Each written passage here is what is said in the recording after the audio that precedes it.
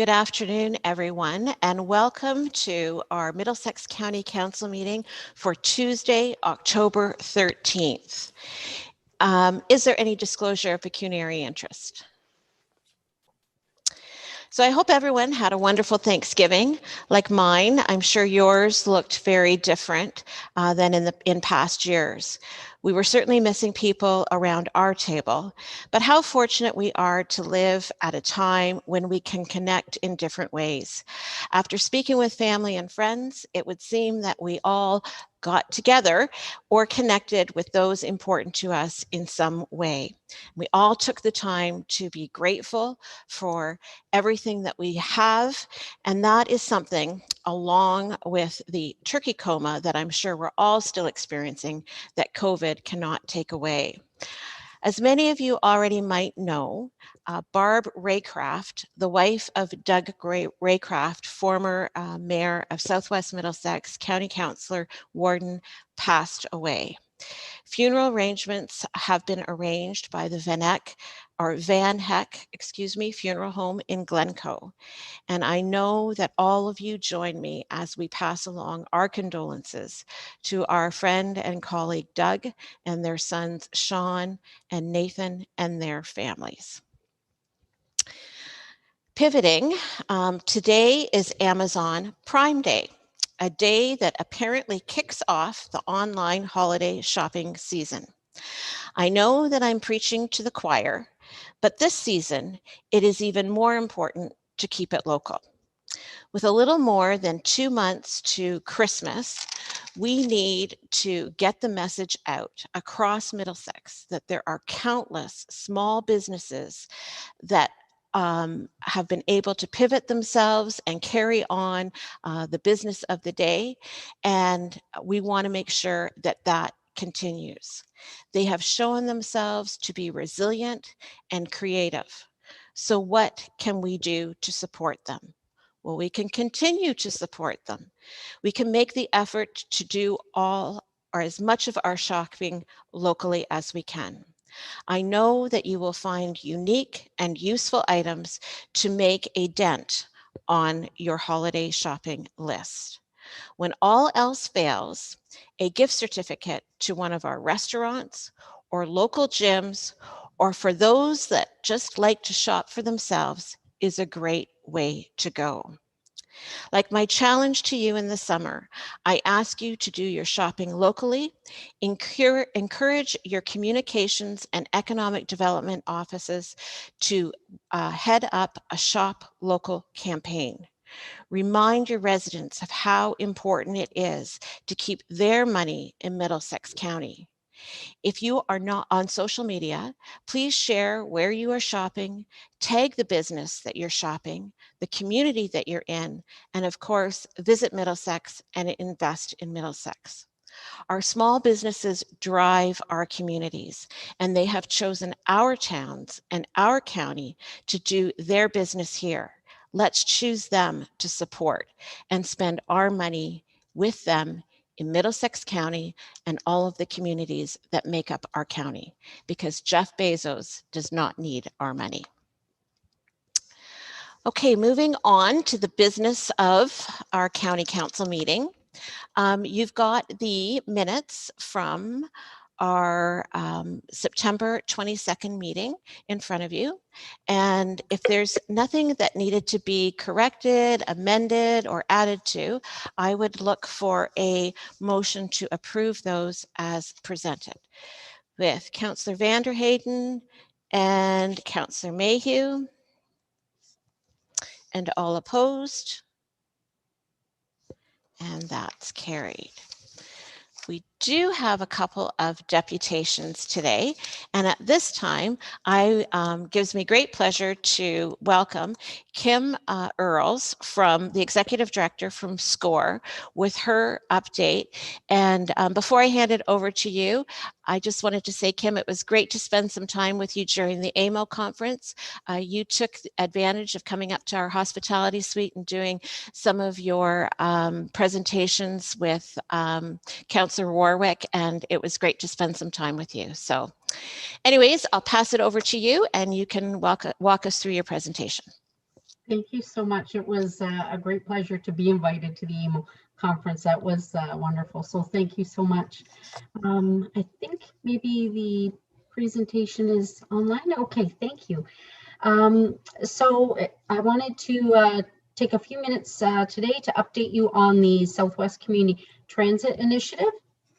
And Morgan, I'm not sure if it's easier for you to control the slides or me. Thank you. So this is just a bit of a background about the initiative, and I just want to quickly mention to our last slide, this was funded through the RED Fund and through Oxford CFDC and Middlesex Business Help Center. So it was a great cross-regional project. So I won't spend a lot of time on this slide, but it kind of goes through how we came about working on the community transportation file, and we've been working on that since 2010. In late October 2019, we were able to engage Dillon Consulting to facilitate and help us through the next phases. In the communities that were represented within the network are not only those within the SCORE region, but beyond as well. And really one of the key pieces of the advancement of this community transportation network was the draft MOU that we'll be touching on a little bit later. And I really wanted to give credit to Dennis Carr from Dillon Consulting for leading us through that. And the main drivers through that MOU were Morgan Calvert from Middlesex and David Simpson from Oxford. And they did an absolutely fantastic job in representing the region and needs of community transportation. So next slide, please. So the counties that are currently members within the Community Transportation Network are County of Brant, Grey County, Oxford County, Perth, Middlesex, Lambton Shores, Norfolk County, Strathroy-Caradoc, excuse me, Owen Sound, Stratford, and Tillsonburg. And now there certainly are other municipalities that are involved, but they maybe do not have a transportation system. So these are the ones that actively have a transportation system and are moving folks from spot to spot throughout the region. Next slide, please, Morgan.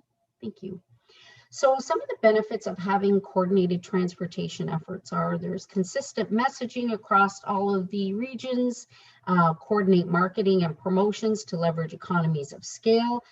We're developing a common website for riders to obtain information on all of the systems, and that will include links to fares and stops and policies. We can create similar fare structures and transfer policies between the systems to allow riders to continue to travel across the region. Having similar policies will allow for accessibility to ensure that there's seamless service throughout the region so that the expectations getting on at one stop will be the same getting off at the other. We're exploring Google Transit and other trip planning software services throughout the region. Pardon me. And there's a potential for joint procurement through, and that can be anything from the electronic fare technology to transit advertising and revenue generation and vehicle procurement. Next slide, please. And so some of the benefits of working within the community transit project within Southern Ontario and the current objectives are just to ensure that there's a seamless system from the perspective of the rider to get on the bus. So there'll be similar style of vehicles, similar decals on the vehicles, similar sort of uniform with the drivers, fare structure, revenue management, that the routes and scheduling will align so that riders are not sort of left in one spot with a huge lag time, and similar bus signage. Next slide, please, Morgan. And so one of the examples of success in coordination is the ability to utilize each member's strengths and skill sets across the wider region. So to be able to leverage expertise and resources and development of common systems and rider experience. An example of this is a quick picture on the right is the town of Tillsonburg and Ride Norfolk were able to work together to develop a joint marketing for their transit systems, which have a direct connection. So those are just some of the benefits of belonging to the system. Next slide, please, Morgan. And this is a map that shows all of the counties that were in the brown. You can see all of the counties that were successful in getting the community transportation pilot funding money. And then you can see sort of the swoopy lines through the area, which really shows where our transit systems are connecting. So one example is, for instance, the county of Brant did not receive CT pilot funding, but they've invested municipal dollars, and they do have a Brant E-Ride transit. And so that connects in with that wider group as well. So you start to see where we're quite widely connected across the region. Next slide, please, Morgan. Thank you.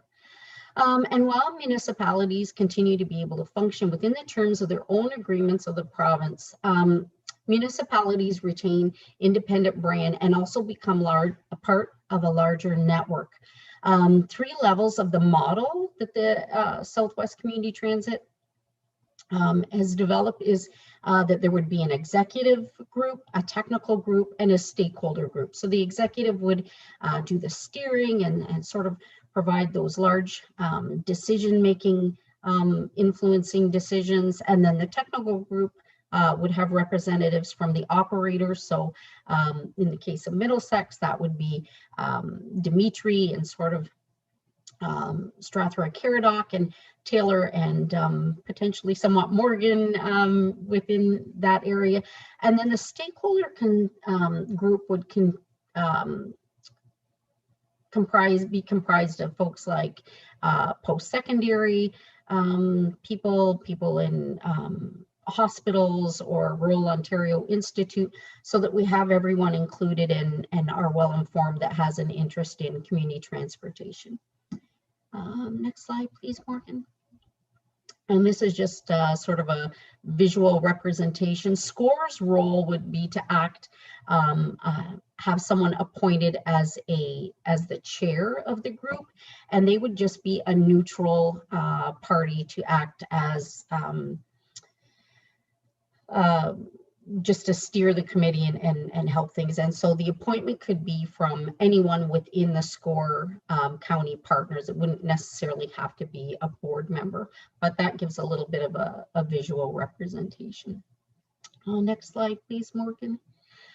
And so the future of community transportation. So the funding for the Intercommunity Transit Project ends March 2023 as per the current agreements. Projects are required to submit a sustainability plan to the province prior to that time. And of course, we're all aware we've had the opportunity to provide submission to the Southern Ontario Southwest Master Transportation Plan, and we're certainly hoping that community transit becomes a part of that moving forward. And as a coordinated group, we believe we can rely on one another for expertise, increased purchasing power where applicable, and support in policy development and consistent operations, which will give us a stronger transit system, not only throughout our own communities, but connecting with neighboring communities. And we believe it will be an additional tool for powerful advocacy for sustainable community transportation that works for municipalities, communities, and residents. Next slide, please, Morgan. So, and I believe you've been, a copy of the MOU was included.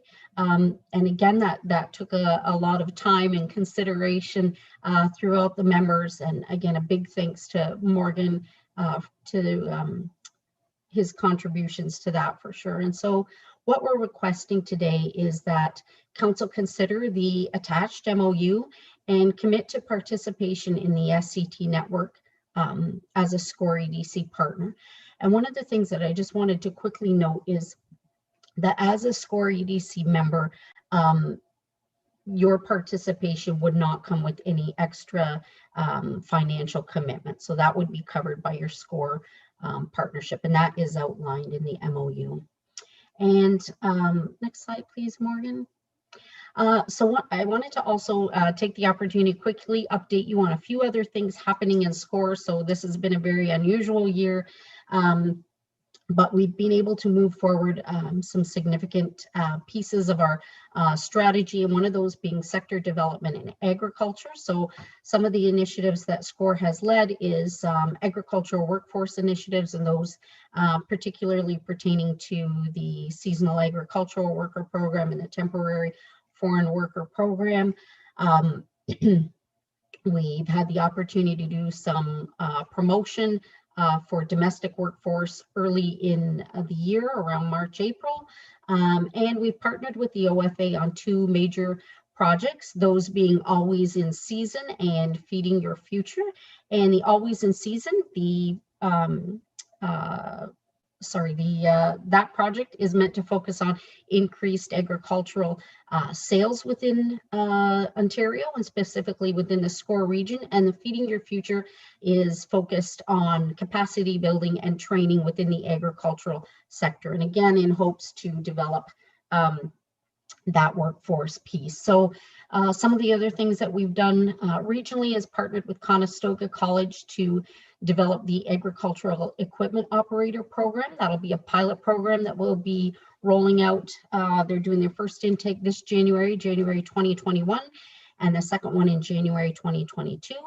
We're continuing connection with Fanshawe and Employment Ontario service providers across the region to work on domestic workforce development. And we've been working with the Ontario Hazelnut Association to help them do some market development work specific to that. Next slide, please, Morgan. And then, of course, the SCT network, which has been a huge piece of our work, not only this year, but in years prior to that. And we've recently held a short line rail meeting, which we're looking at advancing short line rail, which will support manufacturing and particularly agricultural sector throughout the region. So that's been ongoing. Next slide, please, Morgan. And then our advocacy issues. And again, we had the opportunity to join you at the AMO conference at the Suite in London, and these are some of the ministries we met, and I just put a high level some of the asks that we had in each ministry. One of the things that I think received the most positive response were our survey that we sent out to all municipalities within the region, and I think we had response from all, and certainly when we passed that information along to all the ministers, they were really happy to see that. So if you didn't see that report, please let me know, because I think that really was very telling across the region. Next slide, please, Morgan. And again, I'd like to request that Middlesex Council again approve to stay in the SCORE partnership for another year. The financial commitment remains the same at $25,000, and certainly we have enjoyed continuing that strong partnership with you, and we hope that that continues. And I think that's it for today. Thank you.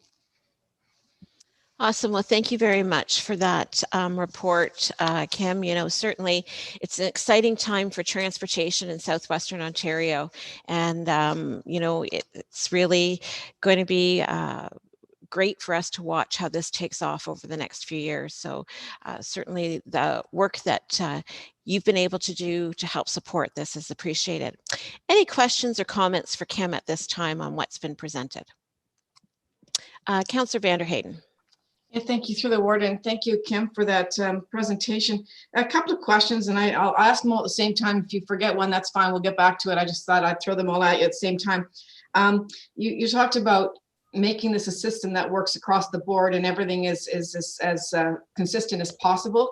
Well, right now, I know that the line from Sarnia to London and the line from the Middlesex line through town center is different. So that's already right to start right in our own community. So how is that going to be dealt with? Second of all, when I looked at the map, it looks like there's a route that doesn't even come from Sarnia to London. It kind of scoots around. So I don't know whether it's really hard to get a map to look like it needs to look like. That could just be it. And the second thing, or the last thing, is the inter-community bus connections.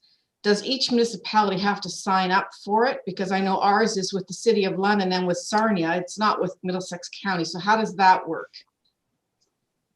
Thanks. Thank you. Through the warden. So your first question. So yes, so each system will operate on its own, and they will look a little bit different, and they may have a different setup. And I will use Brant County as a bit of a really different. So they're an on-demand, almost a, I'll say Uber-ish kind of a setup is how they're going. But that's, I think, the beauty of this model is that you're able to retain your own system, your own identity within that system, but still be part of the wider regional network and benefit from expertise and sharing of the policies, the processes, the connecting, having that information of where stops are connecting, what times, and hopefully those will be integrated over time. That's our goal, and we certainly don't expect that it will run smoothly or be perfectly aligned right off the bat, but we're hoping that as things move forward that we will move in that direction. And then your second question, yes, I apologize for the map because you are completely correct. That piece comes from Sarnia into Strathroy, Caradoc. I think it loops down into Mount Bridges, back up to Kamoka, and then into London. So that is that piece. And then there's another piece sort of coming down from Lambton Shores into Middlesex County and then into London. So I apologize if that didn't show itself as well on that map, but you're 100% correct. Middlesex is sort of that center piece, and there's, I know, a lot going on all around it. And so if we didn't capture that as well as we could have, my apologies. And then the third piece, and I'm sorry, can I get you to I tried to write it, but I'm not even sure I got my own writing down right. If I could, Madam Mayor, it just had to do, or Madam Mayor, well, you are a mayor, you are a mayor too, Madam Warden, Madam Warden Mayor. I could just say it in French now. I'm learning a few of those words, but anyway, Kim, if does each municipality have to sign the memorandum of understanding?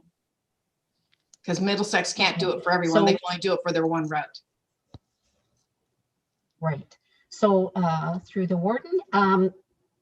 So how that works with Middlesex, and it's the same with Lambton Shores and actually Perth Stratford. So there are also sort of sub-agreements within that. So my understanding specifically for Strathroy, Caradoc, London, Sarnia, that the other partners have given Strathroy, Caradoc the ability to speak on their behalf, and certainly to sign that MOU on behalf of those folks. And they are still included. So just because they're not the main signer of the agreement, they still are welcome to have a seat at the table, and you know, certainly we want their input and to be sure that their residents are served as well. So does that answer your question? Thank you. That answers the question. I haven't heard from our partners, and I'd have to talk to our staff to find out how that all works, because I can't talk for Sarnia, Lambton, or for London itself, and we have the three partners. So I wouldn't be able to vote on it until I know whether they've given me permission or not to do that. That's just Strathroy, Caradoc can't talk for someone else unless I know that I have that authority. And through the warden, my understanding is that those agreements are in place, so that you do have those agreements, and that will be something that you'll, you know, obviously have at your in the municipality, and then from that point you'll be able to sign on behalf of. But that's my understanding of how that is. Okay. Any other questions or comments at this time for Kim? Councillor Mayhew. Thank you very much, Madam Warden, and through you to Kim. Kim, as Mayor of Southwest Middlesex, I must look after my constituents, and I just want to make sure that we're always in the equation somewhere. Southwest Middlesex is the primary market for a true and tried transportation entity known as Four Counties Transportation. It has proven the test of time. It shares a service between this and Southwest Middlesex. Our own name gives you a reference to its geographical position, and they call us the Four Counties region for a reason. We border Elgin and Chatham-Kent and Lambton and of course Middlesex, and that system has been going on for a number of years. Does Four County Transportation Network come up in your thoughts, or have you been approached? I don't see it in your presentation. Through the warden, Councillor Mayhew, no, it's not in the presentation, but absolutely I will reach out, because I think that it is important that not only that we be as inclusive as possible. Again, we're sort of in the process, so we're connecting with folks from Elgin County, St. Thomas as well. And certainly I think that everyone within the network that's currently a partner would benefit greatly from the knowledge of your transit system. So I absolutely will reach out, but to answer your question, we have not to this at this time. Second question, Madam Warden. Yep. Kim, if you need any information on that, please reach out to me and I'll help you in any way I can to do that. And I just extend that offer out of courtesy. Thank you. Thank you. I appreciate that. Hey, any other questions or comments with regards to the report that Kim has given us? Kathy? Who do I see? Oh, Councillor Warwick. Thank you. And through the warden, just over to Kim, thanks for your presentation today. And I just received a message on Friday from Infrastructure Minister Laurie Scott that it was a bit too late to share with County Council, but again, referring back to our delegation that we had with her and the funding opportunities that are again coming up, and being able to touch base with Minister Scott and having that conversation with her on behalf of SCORE was, I think, very meaningful to us. So it was great to get that connection and talk to her, but sort of with her shovel analogy always at the ready, because that's her thing, is shovel ready. I guess what I wanted to find out about is the MOU and who has already agreed to the MOU and who has not been approached yet. So maybe you could just update us on that if you don't mind. Sure, through the warden. So already signed has been Oxford County, the town of Tillsonburg, Norfolk County, and Perth County. I've presented to Gray, Owen Sound, and Stratford, and it was received favorably. And so they had to go through, all of those municipalities had to go through their transit advisory groups, but my understanding is that will move forward for council signature. Lambton Shores has also not officially signed yet, but their CAO indicated to me that was passed through council as a supportive initiative and that it could be signed through the CAO as an administrative function. So I anticipate some positive advancement on that very shortly. Okay. And then through, again, if I can continue, I know that it was in the actual presentation that there is no cost to the SCORE members that are already signed up as existing members. So of the members that we have in the SCORE partnership, I just, is Middlesex the only one that hasn't signed yet, or is there anybody else? Yes, except for the municipality of Bayham, which they are served through the Tillsonburg transportation system, and so there that's a little bit of an oddity, but other than the municipality of Bayham, yes. And I can understand Councillor Vanderheyden's questions regarding what other partnerships you have, but it's my understanding that this MOU doesn't affect any of those existing partnerships that she's signed with. Okay. No, yeah. sorry, That's through the okay. board, you're correct. It does not. So it's, and I think that Morgan and David Simpson and Dennis Carr for sure did a lot of research and behind the scenes work to ensure that those relationships still stay in place, but that this wider network can provide some further value and support for its members. So you're correct. And recognizing as members of SCORE already, and knowing that there is no additional ask at this time, and that the ask that you have is separate from this. It's not the one that we customarily see at budget time. I'm wondering about moving ahead with the support of the MOU as presented to us in today. I know that Mayor Vanderheyden had expressed some concerns, but again, I'm quite comfortable that knowing that those concerns have been met already in those agreements. And I'm wondering if anybody would support me in this if I make a motion today, 6 to accept the MOU as presented by SCORE this afternoon.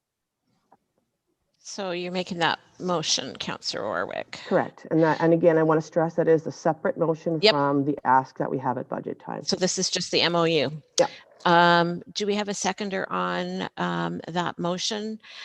Councillor Richards. Okay, discussion on that. And I have to be completely honest in that, am I missing something? I don't see the MOU as part of the presentation. Did I miss that, or is it there? Was it part of the presentation? Kim, do you want to explain? Actually, Morgan's got his hand up. Do you have an? Yeah, I was just looking at the presentation, Madam Warden, and it was not actually attached to the council agenda. Okay. I guess my follow up to that would be then, is there a hard date that this needs to be signed by, Kim? No, there isn't. And my apologies. I thought I had attached that. So that's my fault. My apologies for that. Would you, as a person that made the motion, I would be prepared to wait until everybody had a chance to read the MOU. I guess maybe seeing as I'm familiar with it and been part of it since the beginning, that I assumed that everybody else would have that information. But you know what? You never know. You're in your own bubble all these times, and that's what you get.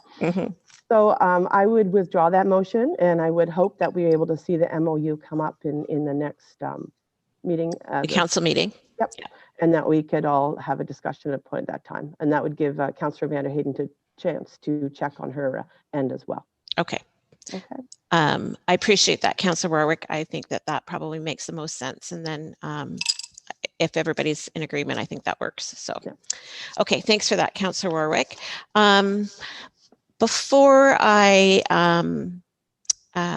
say goodbye to Kim at this point, I just want to remind council that, you know, this is a good opportunity while Kim is here to ask any questions of her with regards to our relationship with SCORE.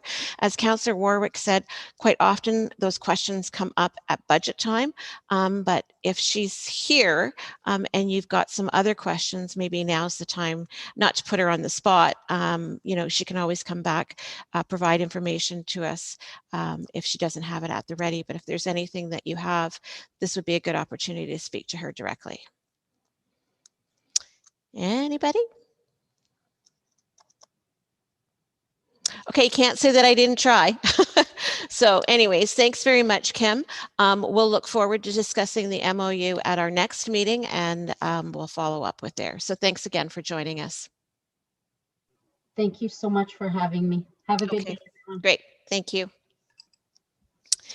Okay, so moving on, we now have a housing update from the City of London, and I'm pleased to welcome to our County Council meeting today, Dave Purdy, who is the Manager of Housing Services for the city, and he has a whole team with him. And I see him on the screen, but I don't see him unmuted or his camera. So If he's there, I would ask that he unmute and put the camera on so we can all see him. If that's Warden, I do not have a camera. okay. Okay, no worries, not at all. But we're happy to welcome you, Dave. And at this point, I will turn it over to you to take us through your presentation. And thank you very much, Warden. And I assume that somebody's going to start the presentation for us. That. Yeah, that's on me, Madam Warden. Okay. Yep. Thanks, Morgan. And I'll just start by thanking for the opportunity for the City Civic Administration and Housing Leads to provide you and the members of County Council an overview presentation of our municipal housing and service system management. As the Warden mentioned, my name is Dave Purdy. I'm the Manager of Housing Services, and I will be your narrator today through the presentation. And also, as mentioned, I am also joined by other city colleagues. There should be Kevin Dickens, Acting Managing Director of Housing, Social Service, and Dearness Home, should be on the line as well. Craig Cooper, our Manager of Homelessness Prevention. Kyle Murray, our Director of Financial Planning and Business Support. Doug Calderwood-Smith, our Manager of Strategic Programs and Partnerships. And Steve Destesia, CEO of our Housing Development Corporation in London. And so I will walk you through our presentation today, but my colleagues are available for questions and answers and discussion after our presentation. So thank you. We can advance to the next slide, please. So today, this is today's agenda. I trust that you've had time to go through the presentation, and we'll be able to ask questions at the end to get some clarity or anything further information that you require. This is what we thought from previous conversations with civic administration from the county with regards to a meaningful conversation and a presentation for the members here. So next slide. This slide is a visual of the many components that make up the pillars of an effective housing stability system. Our housing system could be categorized as bricks and mortar, people, providers, and systems. These pillars have multiple sectors and government services associated with them and partnership and collaboration. So again, it's just a visualization of all the moving parts that are part of our current system when it relates to housing. Our next slide, please. On the next few slides, I'd like to just highlight a couple of terms that I think are noteworthy. One of them being affordable housing, which is a term used to describe the mechanics or the mechanism or the program for providing upfront capital investment in an effort to keep ongoing costs and rents lower than market rent, and housing affordability on this page, which is really the term to assess the affordability of one's housing situation. Affordability or affordability of housing doesn't also mean that it's affordable to all. So that's where it's really important to have that distinction. One is more of a program and one is about the reality of the situation. And I'll move on to the next slide of definitions. And on this page, I just like to highlight the importance of a service manager concept, which is a term used by the province for the organization responsible for the administrative functions of a social service program. And for our area, the City of London has been identified as that service manager role for housing and homeless prevention. So I just wanted to highlight that as well. And next slide. And this provides an opportunity to show the governance model of our housing system, which shows the flow within the city and between other municipal bodies. So it shows the relationship. In London, we have a unique structure. In addition to having our housing services within the civic administration, London also has two external local housing corporations accountable to the council as the shareholder. Our London Middlesex Community Housing that manages approximately 3,300 units of social housing, and our HDC, which is our with the responsibilities in affordable housing development and regeneration. This means that the city has three separate roles when it comes to the housing stability system. We have a service manager and two external housing business corporations. Next slide. This slide, you'll notice as part of the illustration, a graphic in the middle of the page that ranges from homelessness to market ownership. This graphic is not intended to presume the housing journey is linear. However, it is an attempt to capture our full range of a full range of services from homelessness to market home ownership. As you can see, the challenge is that housing need is not being met naturally by the housing supply. And there's where you can see the demand for housing highlighted in the red area and the supply for housing highlighted in the light green color. Housing affordability is not a factor of housing costs alone. There are many other external factors: employment options, salaries, housing as a commodity investment that is recently we're seeing, households moving from other less affordable areas. So that could be an example like the movement from the GTA areas into areas of London, which seem to be more affordable coming from those higher priced areas. Challenges and affordability also have a local context, whether or not it's talking about within the jurisdiction region. You could be talking from Oak Ridge to Argyle, Glenworth to Sunningdale, Glencoe to Dorchester, those kind of things. So there's a local context as well, but there's also a broader context about the challenge of affordability of housing in our communities. As you review the stats, it is important to try to understand the drivers. There's trends in populations and demographics that start the story. The more people we have, the more housing is likely needed. If the housing market doesn't keep pace with the population growth, the outcome is likely a housing stock challenge. And for our area, we are the third fastest growing urban area in Canada, which has a ripple effect to surrounding areas. The availability of stock drives market prices. It's like economics 101, supply versus demand.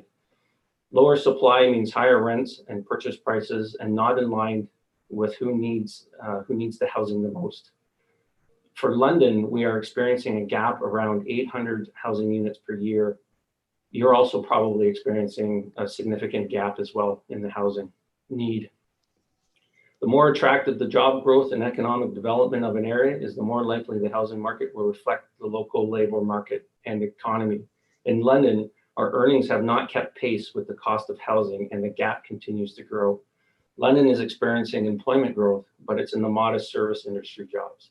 So that's what this, again, there's lots of stats on here on this page, but it's really trying to show, again, as you highlight where the need in the housing need is for the majority of our population, and where the actual natural market is actually providing the supply of housing. There's a disconnect in there. I would like to make one note on a correction on this page. You'll note on one of the pillars, it notes 300 plus people in London's by name list. I think it's the third from the left. It's actually should be corrected to 1,300, and I apologize for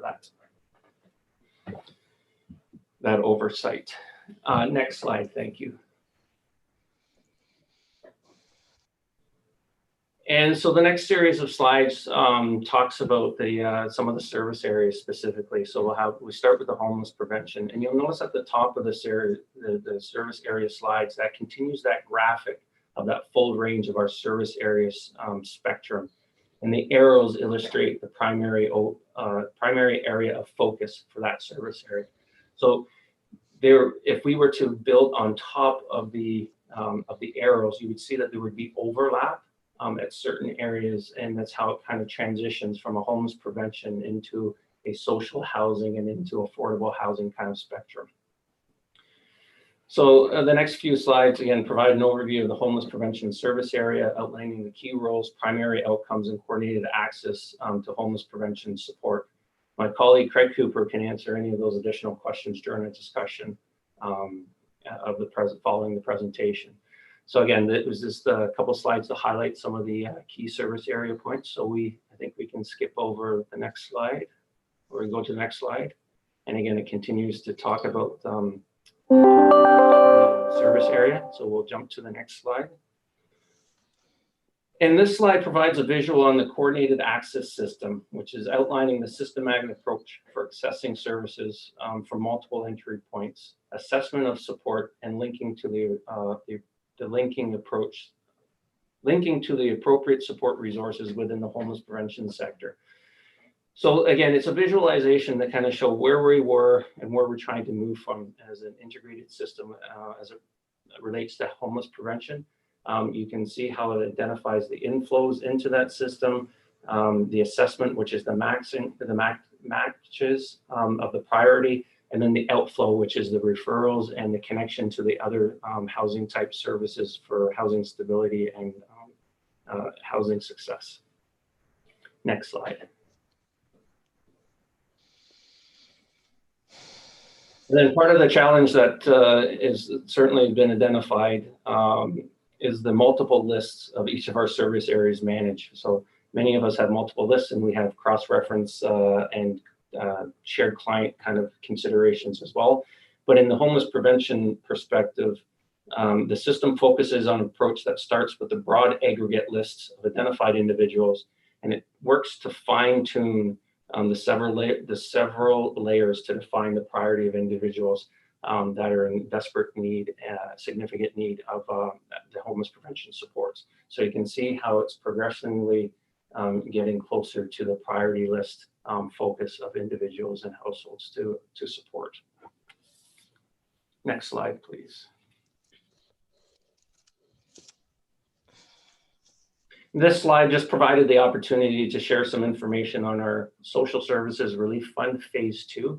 I'm aware that my colleague Craig has been in contact and collaboration with the county and is noted there with regards to our expression of interest or the submission requirement from the ministry, that there was collaboration with County of Middlesex and the needs of the county in order to be incorporated within the city's submission. So that just provided an opportunity to provide some update information on where that is at. Thank you, and I'll ask to go to the next slide. And very similar, this is moving into the other service area. So this is the housing services area. And again, you'll see the arrow at the top covers over the transitional housing, social housing, affordable. And if you would have overlapped the housing prevention arrow, you would have seen that there would have been overlap around the transitional housing spectrum. And so this is just an opportunity, again, to outline the areas of service under the responsibility of the housing services area. It really can be broken down into, with an outline of core responsibilities, and I'll advance to the next slide. And this was we added this slide in because there was an understanding about trying to, for those around the table to maybe understand access to the community housing. So housing services is responsible for managing access to the community housing through the Housing Access Center. Access can be broken down into 4 components. There's a legislative requirement that is spoken to here. And then there's local rules which are permitted within the Housing Services Act and which have been council approved. There are high needs, or what is deemed to be, another terminology is very low income. And then there's what they call chronological, which is all others that are eligible at the income threshold, but don't meet any of the above categories. Moving on to the next slide, please. And this was another opportunity just to provide some information to the county council members with regards to work that has happened over the past few years. With Ontario Renovates, I apologize for not having the information at the time.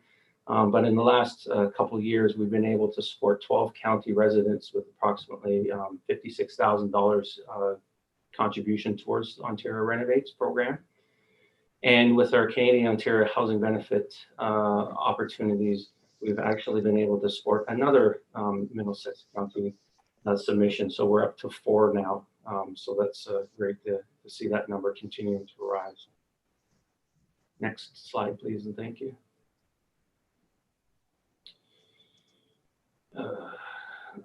This continues, again, the outline of the key roles, and this is of our Housing Development Corporation, and provides, which is a service manager delegation responsibility. My colleague Steve Stesia is on the call as well and can answer any additional questions during our discussion. Again, it just highlights the focus area of the HDC about service manager, affordable housing and new rentals, and the delegation component of that. Thought was important to highlight for our discussion today. Next slide. And here we have a recap over the last few years. Many ministry programs utilize average market rent stats, as you see in the very first line, average market rent. However, the challenge is that average market rent includes both rental costs of existing tenants and vacant units. So it's kind of a little bit of a misleading amount or number or statistic. So when we take a look at rental costs of available units, it's significantly higher. And so there's where you can see in 2020, you can see that we've identified that for a one-bedroom bedroom, available units are more into the range of the $1,400 range. As opposed to the average market rent, which is $950. And so coupled with the stats with income not keeping pace with the rising housing costs and the limited purpose-built rental stock equals our current housing situation and crisis. Next slide, please. Many of you are maybe aware, but London uses a multi-year budget approach, whereby a 4-year budget is approved corresponding to the term of council, with annual reconfirmations through our annual budget process each year. So the 2023 multi-year budget was approved back in March, and County clearly recognized the many challenges facing the housing system, which have been alluded in the presentation prior above. In response to these challenges, a number of additional investment business cases were approved to provide additional targeted funding to priority areas. This slide was an opportunity to illustrate the various housing and homeless related business cases that were approved across that continuum. As you can see, that most aspects will be receiving additional investment through at least one of the business cases over the multi-year budget cycle. So you can, by looking at this will at least give you an idea of the range of business cases and additional investments through our county budget deliberation and the magnitude of the investments that are moving forward in trying to support the housing situation currently in our communities. Next slide, please. And if the housing challenge wasn't, the housing situation wasn't challenging enough, we have this year's pandemic situation as well. And we need to have a variety of responses and tools to support our communities with a focus of housing as a pinnacle infrastructure economic recovery solution.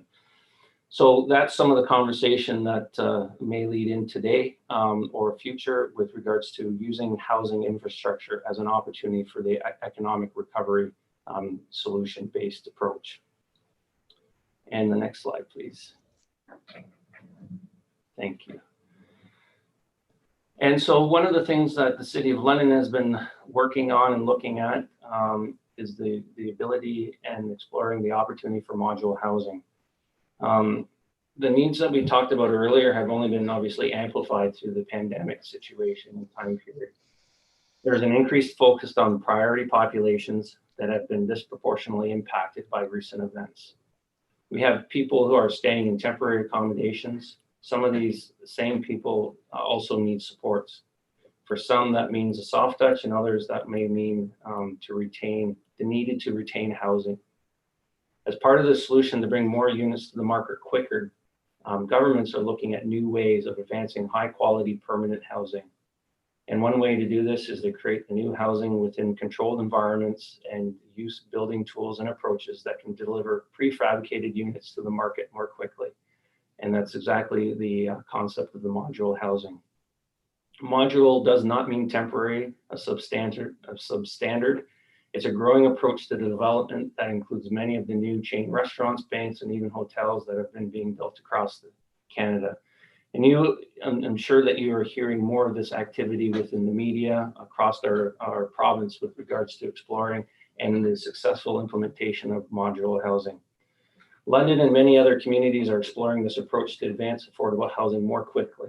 We are learning more about the importance of the municipal permissions and the zoning and programs that are needed to advance affordable housing together. Whether modular or standard construction, the creation of new affordable housing requires an enterprise approach internally to ensure that plans are in place to allow for rapid development. London is working with other governments who are taking interest in modular development as a means to helping address the housing stock gap. This includes recently announced rapid housing funding that will be available through CMHC. Although program details are not yet available, we are readying for the funding.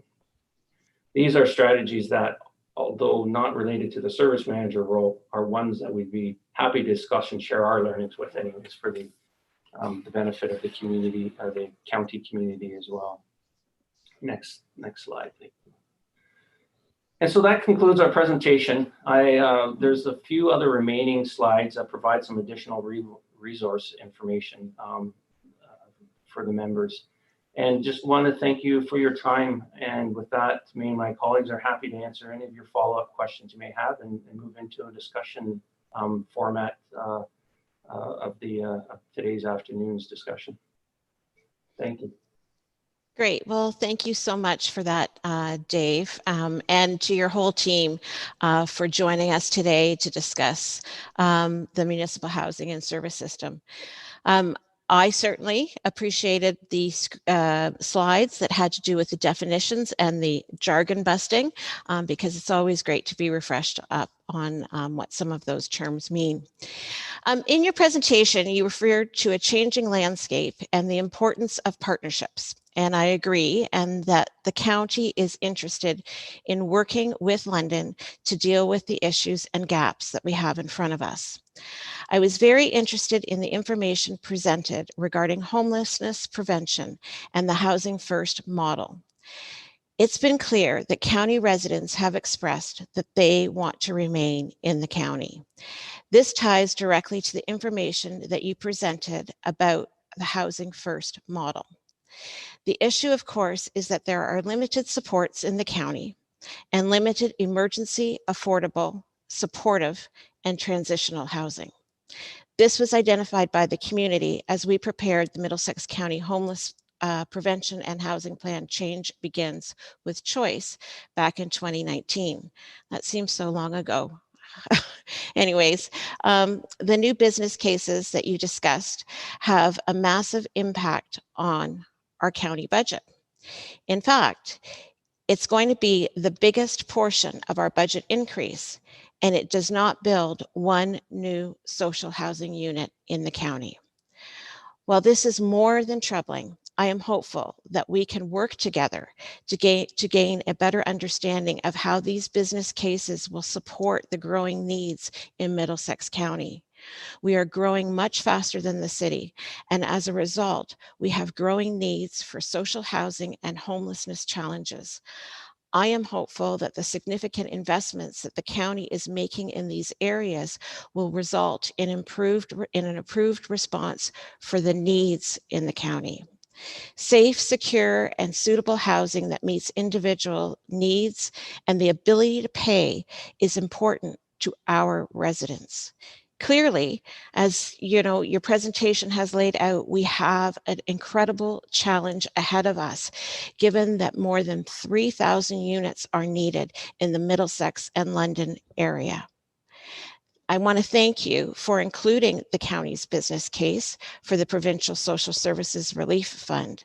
The county's business case was developed based on the input from our community partners. If our business case is successful, this funding will work towards protecting our vulnerable population. However, we are still interested in working with London regarding creating opportunities for longer-term housing. I want to thank you, Dave, again for the presentation, and I'm going to turn it over to my colleagues around the horseshoe, the virtual horseshoe, because I imagine that they have a number of questions. but I actually have one question for you. And I'd like to know how many residents from the county of Middlesex who obtain social housing from LMHC have to move to London to obtain a unit. So through the warden, I'm not sure I have that information readily available, but if I understand your question, it's those that are moving out of your county jurisdiction in order into the London urban area to obtain social housing. Yeah, so if there's not enough units in the county to look after residents that need that housing, are they moving to the city, and how many would that be? And I guess conversely, are city residents having to come into the county? Well, again, through you, Warden, Madam Warden, I guess that part of my response to that is driven by the participants and the clients that are choosing where their building selections, where they do want to live. So we do not, I guess the challenge would be that if someone chose to have a City of London social housing unit, we do not know if that's a choice because of lack of availability and for their speed, or that was their choice to relocate to the London area, and vice versa. If London residents are asking to move out to the county. And so I know you made reference to LMCH, but there's other social housing providers as well in the county jurisdiction, as you know, as part of the resources information that we gave you.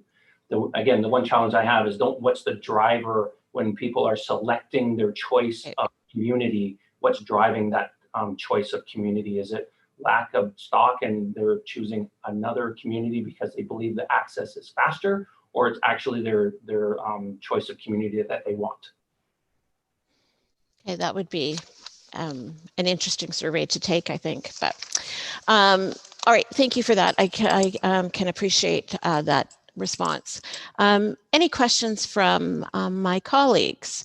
Councillor Cornelissen. Oh, Adrian, you're on mute.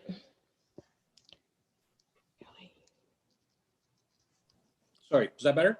Yep, perfect. Thank you, Madam Warden. And it was a great presentation, Dave. I thoroughly enjoyed it.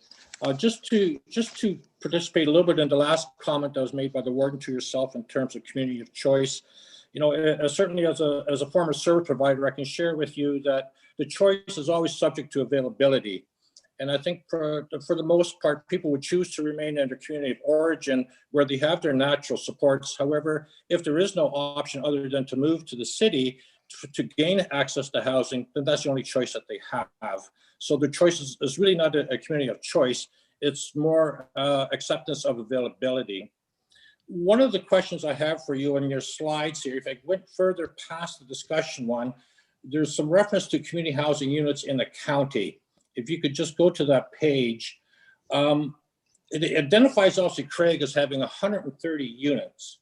I would be very interested to know where exactly they are.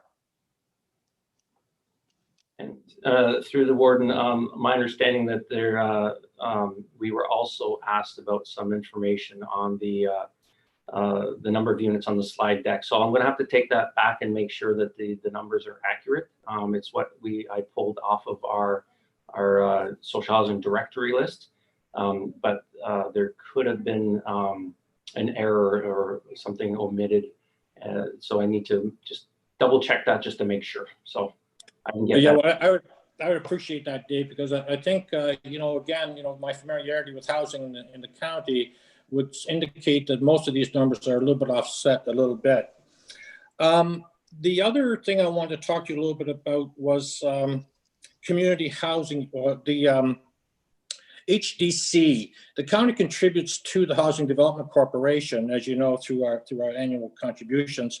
Where has HDC invested, or what projects have they initiated, or do they plan to initiate in the county over the next 4-year term? And through the warden, I would ask for my colleague Steve Destigia, which is the CEO of Housing Development Corporation, to respond to that question. Thank you. Thanks, Dave, and through the warden, thanks for the question. I'll let our finance folks speak to the contributions based on the bundling of our services and how those are funded. But as it relates to the projects in the county, the last project in the county would have been the one at 516 Albert Street that was completed 2 years ago. The projects that we do and have done in the county have been related to the federal provincial funds that we get as part of our service management role. There's been a shift, and this is something that I think we chatted about a little bit last year at this time, and is in within the context of the county's plan. That the shift that's happened is that we're seeing far more of the funding related to new rental capital construction coming in through the federal government through programs delivered through CMHC. And within those programs, what we are seeing, and let me just share that these are both locally in London, they're happening regionally. We are seeing a lot less activity in the county. You've had a couple of very strong developers in the county. We have nothing. So to your question specifically through the warden, there is nothing scheduled right now as a next build in the county. Because of course, in the past, those builds have all been done through partnerships with developers. What we're seeing across the board is that the market for development is so strong right now, both in the county and in the city, that we're seeing far few players participate. And I think that's why within your housing and homelessness plan that you approved last December, there was a specific interest in how do we regain some of the interest that we used to have in this sector from the church groups, the service groups, and that's work I think I would defer to Ms. Howard on a little bit, but there are no projects currently scheduled. The last one was 2 years ago. The most recent project has been done. The last two that come with the service management funding are related to specialized services. So for example, the Youth Opportunities Unlimited or Indwell in London. And the amount of funding that we are seeing on that is about $2 million. So when you think about it, parsing out that money into multiple developments when it's so little is a lot harder. In the past, we were getting upwards of $10 million per year through the service management funding. That money is now moved to CMHC. I'll leave it there, and then if there's follow-up questions, happy to answer. Okay. Thank you. I have one final question for Dave, I believe, and I'll pass it on to my colleagues on council. And my question for you is the KPMG recommendation from the City of London Service Review, review of service delivery for housing was not implemented. Was this because the impact would be that there would be a loss of tax dollars that their social services would not contribution? Can you reply to that? And through the warden, I would ask that if Kevin Dickens is on the phone to answer that question, if he's available. That's something that goes beyond the service manager role, and that was a city corporate initiative and decision. So I'd see if he's available to comment or to defer to a subsequent clarity on that.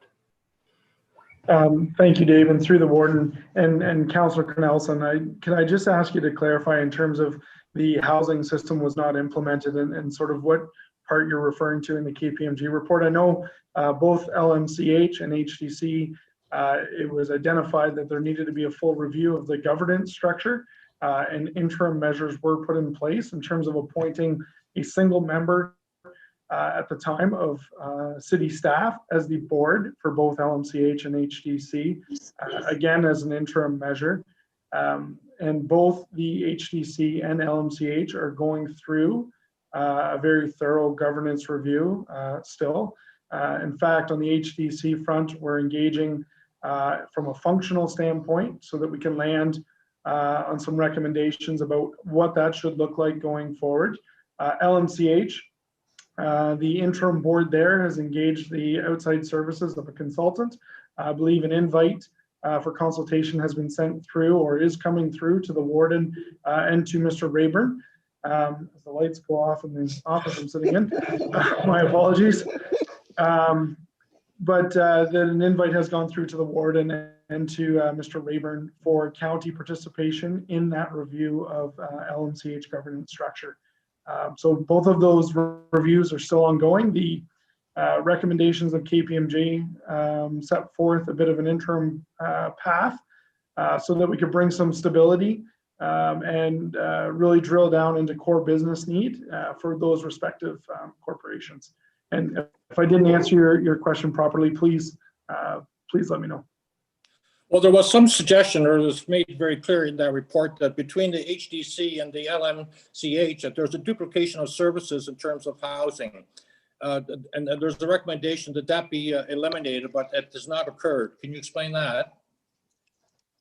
Yes, thank you. So through the warden, the process coming out of the KPMG report was really around providing some stability into the system. So what was brought forward to City Council at that time was a decision to replace the governance structures, to not endorse the ask of LMCH to change our articles of incorporation, and to start to address a lot of operational concerns that KPMG felt needed to be addressed. The larger review of the housing system and a potential integration or consolidation or a reworking, if you will, of everything from housing services, homeless prevention, the housing component of LMCH and the housing development component of HDC is in that report. You're correct, as a recommendation. However, we're taking this in a bit of a phased approach in terms of we needed to create some operational stability in both organizations. We're now at the point where we need to create some governance stability in those organizations. And I think the housing quarterly report that our team just shared last week with members of your staff outlined the significant progress and vast improvements that LMCH has made in terms of their vacancy management, tenant relations, and some of their key projects that they're moving forward, as well as some of the good work being advanced by HDC. So I would say in the short term, we're starting to achieve far better outcomes, but we continue down this path of needing to certainly engage the county as a key stakeholder around what the future holds for both those organizations as well as the housing system. Thank you. I'll pass it on to my colleagues on council. Thank you. Okay, thanks, Councillor Cornelius. Councillor Elliott.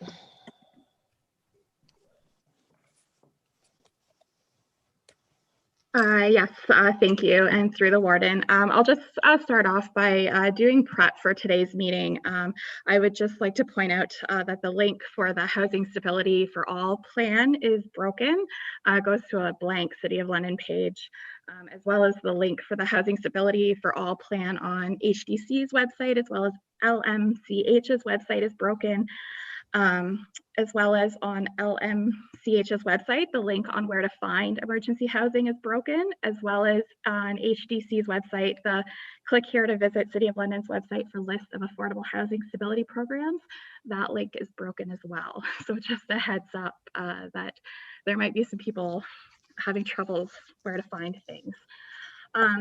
So I think first off, I want to say making investments into housing is incredibly important. And as the warden pointed out, the investments that the City of London is making obviously has a huge impact on Middlesex County's budget. And it's our job, I believe, as council members to ensure that the needs of Middlesex County are being met. And the warden went into detail on that.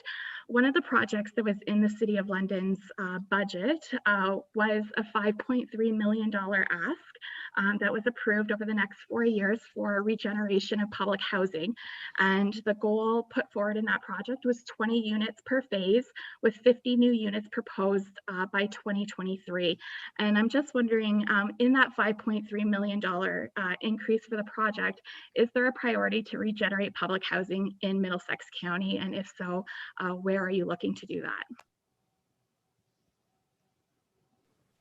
So Dave here, and through the warden, I'll start with this and maybe pass it along to my colleague, Steve Destesia. With regards to, thank you for highlighting the webpage links. How timely that we had a webpage refresh, and all the documents that we provided prior to this now have new hosting pages. So we will certainly refresh the links and provide that information back through council. And so you do have access to that information. And our apologies that it just happened to be a timing of ITS upgrades, and unbeknownst to us that level of change was occurring, and that would impact this part of the presentation and information. With regards to regeneration, regeneration is just for some clarity, is a lead work that is working through our London Middlesex community housing, as well as our HDC as the mechanism in order to support the regeneration. That organization has its sole responsibility for identifying regeneration opportunities. It comes with a massive amount of consideration, work, and identification on where regeneration can occur within their portfolio. As the shareholder of council, the city council, will be accepting recommendations from the board of LMCH with regards to their regenerational plans, and then future plans of their portfolio as a whole of what those opportunities are. Right now, there isn't a site selection identified currently, as we continue to work through that work. And again, I'm happy to pass this on if my colleagues have anything further to say. But it's something that will be coming forward to our city council with regards to recommendations. And as LMCH, as the organization that is responsible for determining regenerational type opportunities that exist, because some of it is about land use, land opportunities, intensification, communities within their properties. But with that, to build on what Kevin mentioned with regards to considerations of board complement, as the past, there was county representation at the LMCH board level, which did have privy to information about where the organization was going with regeneration. And I'm hopeful that that may occur in the future. Did you have follow-up, Councillor Elliott? It looks like my colleague, Oh. Steve, you may want to, sorry, Warden. No, no worries, no worries. You might want to add a little bit of context to that question as well. Okay. Yep. Through the warden, if I could, just two quick points. One is that regeneration for LMCH has sites in both the county and in the City of London. Regeneration considers all of the sites, but will provide priority based on a whole range of elements. So regeneration does include county sites. Not speaking on behalf of the London Middlesex Housing Corp, but we work very closely with them, and that has been part of this. The phasing of how work will be done is not over the course of the next couple of years. It could be over the course of the next 30 to 40 years, because what you're doing is you're creating a program that allows for continuous and ongoing redevelopment as things age out, that you're able to advance investment in and reinvest into that stock and into that supply, but also into the lands. So that's going to have a whole bunch of priorities associated with it. Your other point, and I'll perhaps turn to our finance lead, Kyle, about this. The contribution of the municipal funds to LMCH is to all of regeneration. However, it is a sinking fund that is intended to gain a capacity that we will then expense over time. So the intent isn't that that money is going to any specific project. It's an accumulating balance in a sinking fund for capital, and it will be used to leverage other funds as well. So a municipal contribution, wherever that municipality is, will require participation and engagement with the associated municipality. We aren't there yet. So just to be clear, that is not where we are in this process. We've done land use studies on I think all of their portfolio. We've done zoning considerations, including outside of London, And then it'll be up to the LMCH board, and as Dave said, to the city as shareholder to confirm first and phase site selection. Okay. Any follow-up, Councillor Elliott? Sure. Yeah, just one more. In regards to funding, in 2020, the City of London, with the CHPI funding, received just shy of $15 million. So actually, it was $14,766,070. And that also included just shy of $4 million to deal with the impacts of COVID. Middlesex County, in our service manager agreement, was allocated a total of $156,520 of that almost $15 million. In our service agreement between the county and the city, paragraphs 14 and 15 do not preclude the city from providing additional allotments to meet homelessness prevention needs in the county through an agreement between the city and the county. So therefore, if the county requires additional funding to meet the needs, especially this year due to COVID, that the city could allocate with an agreement with us additional funds. And I'm just wondering, did the city work with the county at all to evaluate the needs, especially due to COVID in 2020, prior just simply allocating the funds based on the funding agreement? Okay, who wants to take this one? Kevin. Yeah, I'm just going to jump in here on Dave's behalf, and I'm going to let Craig Cooper start this response. Craig has been overseeing our COVID response on the homeless prevention front, including the allocation of CHIPI dollars. And I know through the conversations with Middlesex County staff, we were able to submit certainly some business cases for the SSRF, but in addition to that, Craig would be able to speak to it at the program level. I'll turn it over to Craig now, Warden. Thank you. Okay, thanks, Kevin. Thank you, and through the warden. Yeah, so I would like to first note that conversations happen with county staff. I know Cindy and Pauline and myself have met on a number of occasions. We're still working, I would say, on the framework of consistent meetings and consistent agendas for those meetings, but I'd like to think that we have a very courteous and very open frame of communication. So I know historically the funding arrangement with the CHIPI funds, when all the programs were consolidated and things like that, with the various 5 programs, were very minor, if you want to say that, for the county's perspective. And I know in my conversations with Cindy and Pauline, we're committed to looking at different partnerships, and the SSRF phase 2, I think, is a step in that right direction, and making sure that as we reached out to the county and spoken and asked for what the needs were in the community as part of implementing the Housing Stability Action Plan that both the county and the city are working towards. You really see the need being identified in that program moving forward. Appreciate the SSRF is a one-time funding allocation from the provincial government for the COVID-related response, but I think the lines of communication are always open, and we have consulted in the past on a number of various initiatives. Any other questions, Councillor Elliott? I'll pass it along if anyone else has questions first. Councillor Mayhew. Yeah, thank you very much, Madam Warden. The question has 2 parts to Dave and Stephen.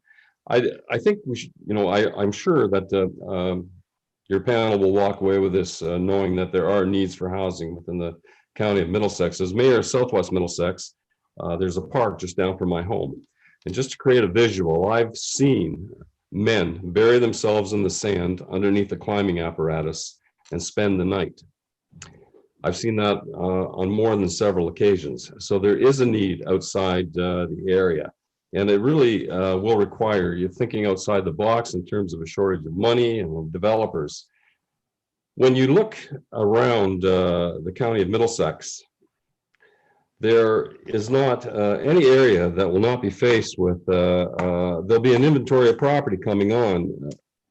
50% of the places of worship, they say, will be closed in the next 10 years. And with the COVID-19, I'm sure that you could advance that closure of many churches, synagogues, anything of that nature. These are fully serviced lands that are generally very well located. You have hydro, water, sanitary, stormwater management, and these buildings are closing on a regular basis. Would that provide an avenue of available lands for geared income housing?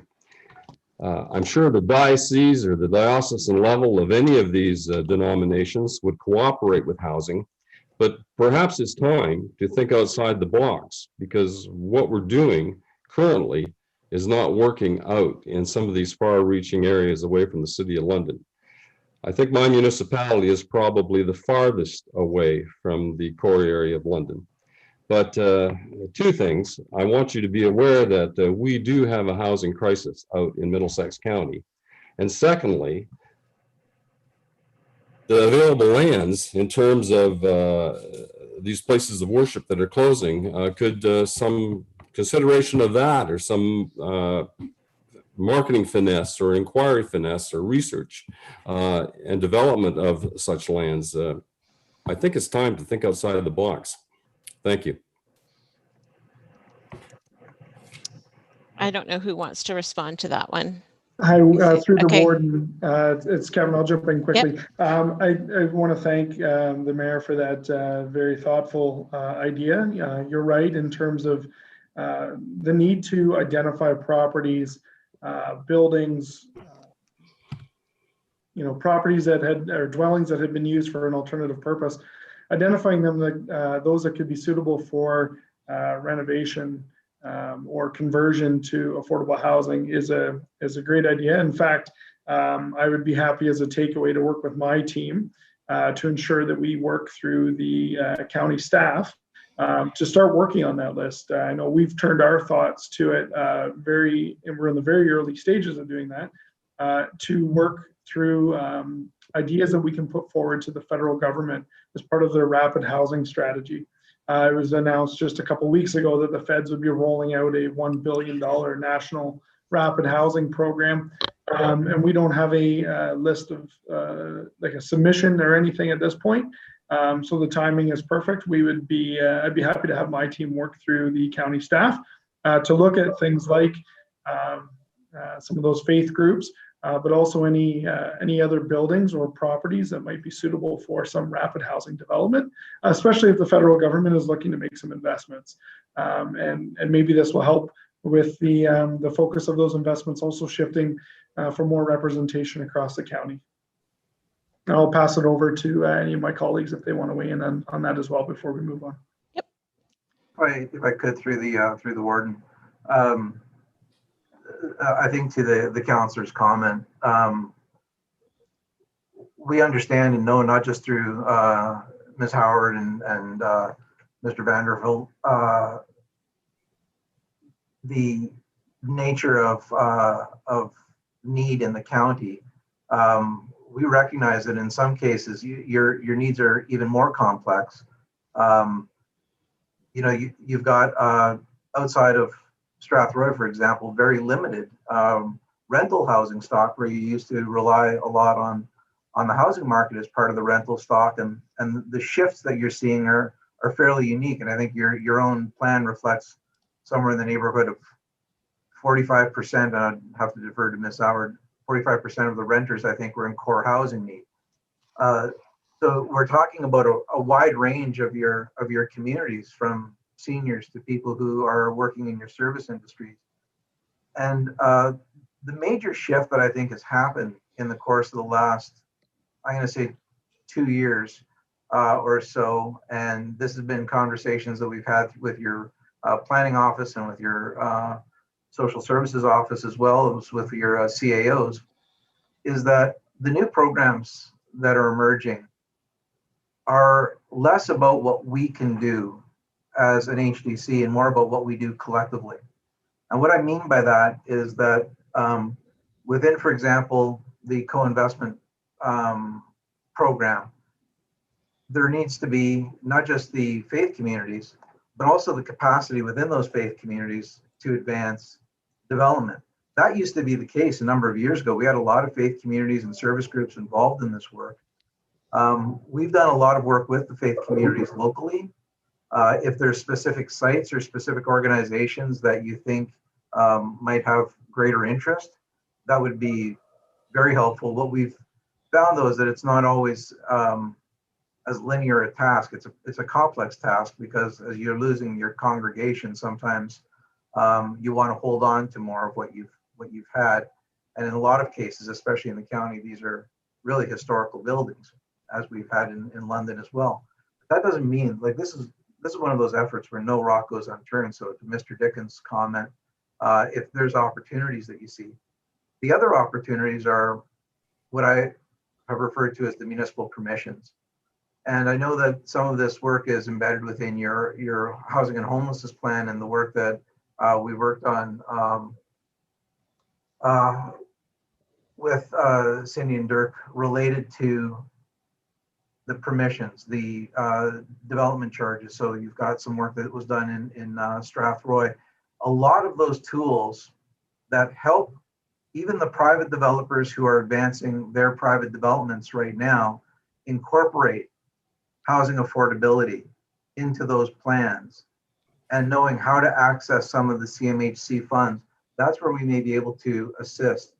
What we're not seeing though is we're not seeing the level of interest that was there before, because a lot of that interest is going directly to the private market. So maybe there's an opportunity there where we can work a little bit more closely together around where you may be seeing interest within your communities. Mr. Mayhew? Yep, thank you very much, Warden. No more questions. Yeah. Okay. All right, Councillor Vanderheyden. I have 3 questions. Thank you, through the warden. My first question, I just want to backtrack to a question about that I believe Councillor Elliott asked, and had to do with funding. And the response was that municipal contributions become part of an accumulated capital to work into the future. That's a problematic answer to me, because first of all, you're asking for money today for projects tomorrow that we have not much say in. And I just found that very problematic. Maybe I got it wrong. Maybe you can re-explain that to me, because I found that quite upsetting, actually. Sure, sorry, and I'll pass it over to through the warden to Mr. Murray. But what I was meaning to say is that those are municipal contributions to municipal programs. Not all of those programs, I think, on that slide were cost shared. So I'll pass it over to Mr. Murray on that. Thank you, Mr. Justicia, and through the warden. I think the one piece or element I'll add to that response is also that costs are not billed until such time as they are incurred. So while that is the intention to ultimately build up a capital funding source, we do not bill any costs to the county until such time as those costs are physically and actually incurred. Okay, I guess just a follow-up, this is more a comment. Well, if we haven't had anything done in the county for the last 2 years built, and you're building up a treasure trove, yeah, I'm not really happy about that at all. I understand that you need to build up capital, but not on the backs of the county. That's just a statement, and it's nothing you need to talk to. I'm still wondering how the Housing Access Center works and how decisions are made across the county when our citizens really don't have input other than stats and things that come from. I know that the Women's Rural Resource Center in Strathroy would have all kinds of stats, but as Councillor Mayhew said, there are a lot of individuals out there that you don't even know about. And if you can find an apartment to rent in Strathroy, I'll sign you up, because there isn't one right now.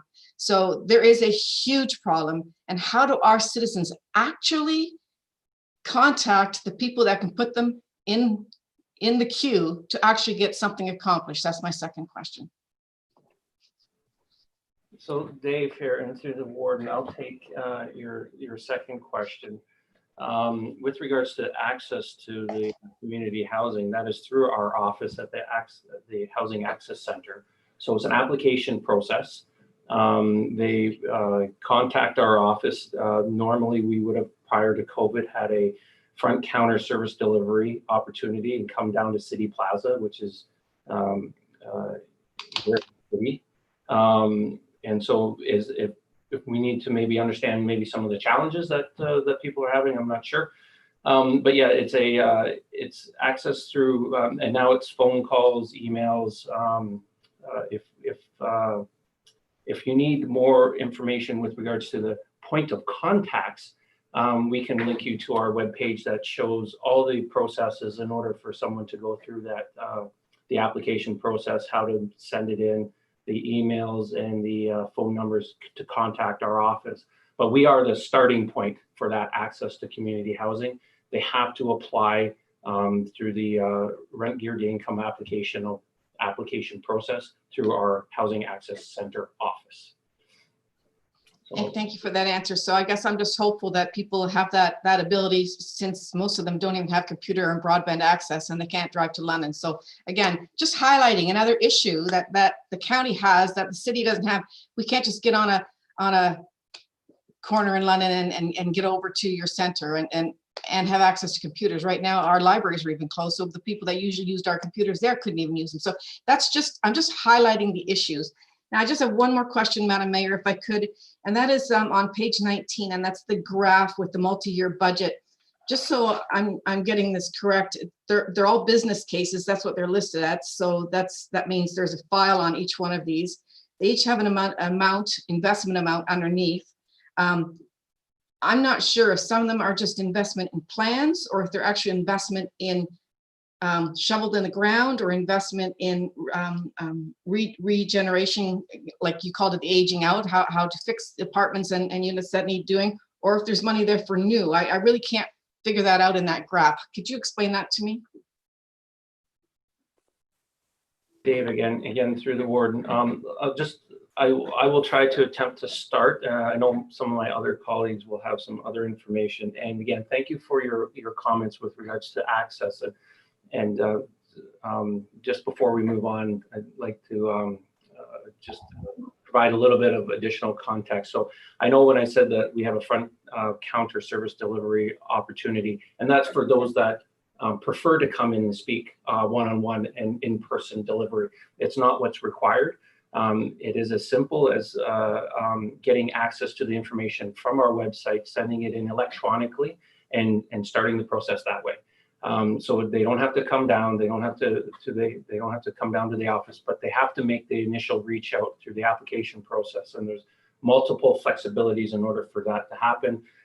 Many of them are supported through the community agencies, which are, you made reference to the Women's Rural Resource Center. So we have a lot that come through that agency through support, and in London we have others that come through other service support agencies. So that adds some clarity about that piece, and I think that's the work that we can continue to do with Ms. Howard and the civic administration, understanding the challenges in the community as part of their membership, our Social Housing Advisory Committee group, in order to refine and to understand what we have to do from a seamless service delivery opportunities and the collaboration.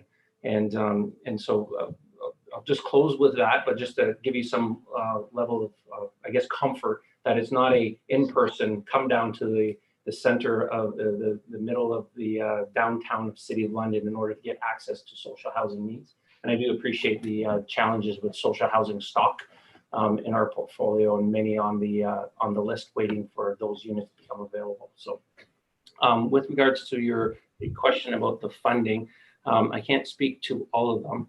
There are definitely some, we have business, I'm going to try to go in a numerical order here.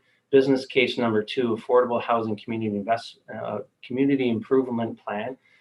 That is a program that is establishing the opportunity for developers to come and have a community improvement plan loan program. So that is generation of affordable units in the near future. If I went to business case number 6, that's coordinated informed response. That again is continued work within the homeless prevention sector that is continued on to support those in homeless prevention. So again, that's a supporting work that's happening currently. And going on to business case number 7, core area action plan. Again, very similar to the coordinated informed response. It's a series of recommendations, and this business case was identified to help support the strategic initiatives and the actions accordingly related to that business case. And therefore, that is work that's currently happening. So yes, that's stuff that's happening. It's not all about creating affordable housing units or housing. It's also about stabilization and support to the homeless prevention sector. Business case number 12 is the infrastructure gap and LMCH. So that impacts their full portfolio. That is work that they are starting now or have started assessing where the infrastructure gaps are needed within their portfolio as the whole system and units that they support. And so that work is happening now. So that helps improve the state and repair of their current existing units, which does include the county. I know just most recently, the last couple of years, they had also other business cases supported for security and lighting, and they were cognizant to make sure that it impacted all of their portfolio. Every site had a component of lighting and security addition to them, which included the county as well. Business case number 10, HDC funding for affordable housing. We've talked about that previously. The business case for 18, LMCH co-investment. So that's work that is planning work, moving to the goal of infrastructure needs. So that's something that is in the planning stages, if that's helpful. Business case number 19, staffing and security. I know that LMCH is ramping up with regards to the need of the staff and the security resources. So that will be impactful in the near future, again, which is expected to be at the portfolio level. So county sites of LMCH will see a significant change and improvement in staffing and security opportunities. And the regeneration we've also spoke to. So hopefully that provides some context. I'm happy for my other colleagues to add any additional information if needed. Follow up, Councillor Vanderheyden? No, I think that's it. I just look at, and I'm not trying to be negative here. I really appreciate how difficult this file is because there's so many variables to it and so many different layers that everyone has to deal with. But I look at something like $6.9 million for staffing and security, and I see $4.8 million for affordable housing community investment plan. So we're investing $4.8 million, but we're going to spend $6.9 to protect it. I don't know, maybe I'm reading that wrong, but when I read numbers like that, it just makes me go, how can we do this differently so we actually support the citizens that we collect the tax dollars from in order to put in place what they need? And I guess that's where my frustration is. So I appreciate your responses, and I'll just leave it there. Thank you, Madam Warden. Okay, thanks, Councillor. Any other questions or comments? Councillor Roth, then Councillor Warwick, and then Councillor DeVete. Thank you. Through the warden, I think the questions I had were pretty well answered. I would like to come back to what Councillor Cornelison once asked about, and that was the numbers in the county. I can only speak to Elsa Craig and Park Hill, but are you going to bring us back a breakdown on that, Mr. Purdy? Because I just wanted to make sure we were going to see that, because I'm not seeing how those numbers fit into what we have in the county. So I just wonder if we're going to get a breakdown on that. And the warden, yes, I will bring that information back to you. And I know that, for an example, like if there was a housing provider in the Alice Craig area, which was Craigwell Gardens. I know that some of the information from that we supported in the past, and that could have been the oversight of including those numbers into that jurisdiction. So we'll get that clarified, and we'll provide the appropriate breakdown so you can have full clarity of the social housing within and the community housing within your area and then the units associated with it. Well, I appreciate, just to follow up, I appreciate that. Thank you. The Craigwell Gardens were done in 1980 or something like that, but I think there's only 8 others that I can even think of. So I appreciate that if we get a breakdown. Thank you. Okay, Councillor Warwick. And thank you. And again, thank you for allowing this discussion to happen today and a lot of the thought-provoking questions and answers that we're having here. Just a quick question. I noticed under the Middlesex County partnerships, one of your lines is that London's violence against women discussions include the Women's Rural Resource Center. I'm just wondering, could you just give me a quick synopsis on the direction and scope of those talks, if you have that information? Dave Purdy again, and through the warden, it just really is an opportunity that there has been situations. So for an example, we had a Survivors Against Domestic Violence pilot program that was ran through the province a couple years ago. And we've had now a subsequent program of portable benefit, which is a Canadian Ontario housing benefit. And at both points, we identified those fleeing domestic violence as a high priority focus for that benefit. And so with our Canada Ontario housing benefit this round, we started with our violence against women sector, which always includes the Women's Resource Center as well. So prior to probably a few years ago, I would say it was a little bit unbeknownst to us that there was such a resource. And ever since that, we have our conversations with the violence against women sector, they're always part of it. So generally it's about the opportunities to understand challenges that the violence against women sector may have with regards to processing and streamlining of applications and what the challenges of the clients that they're working with and in our legislative framework.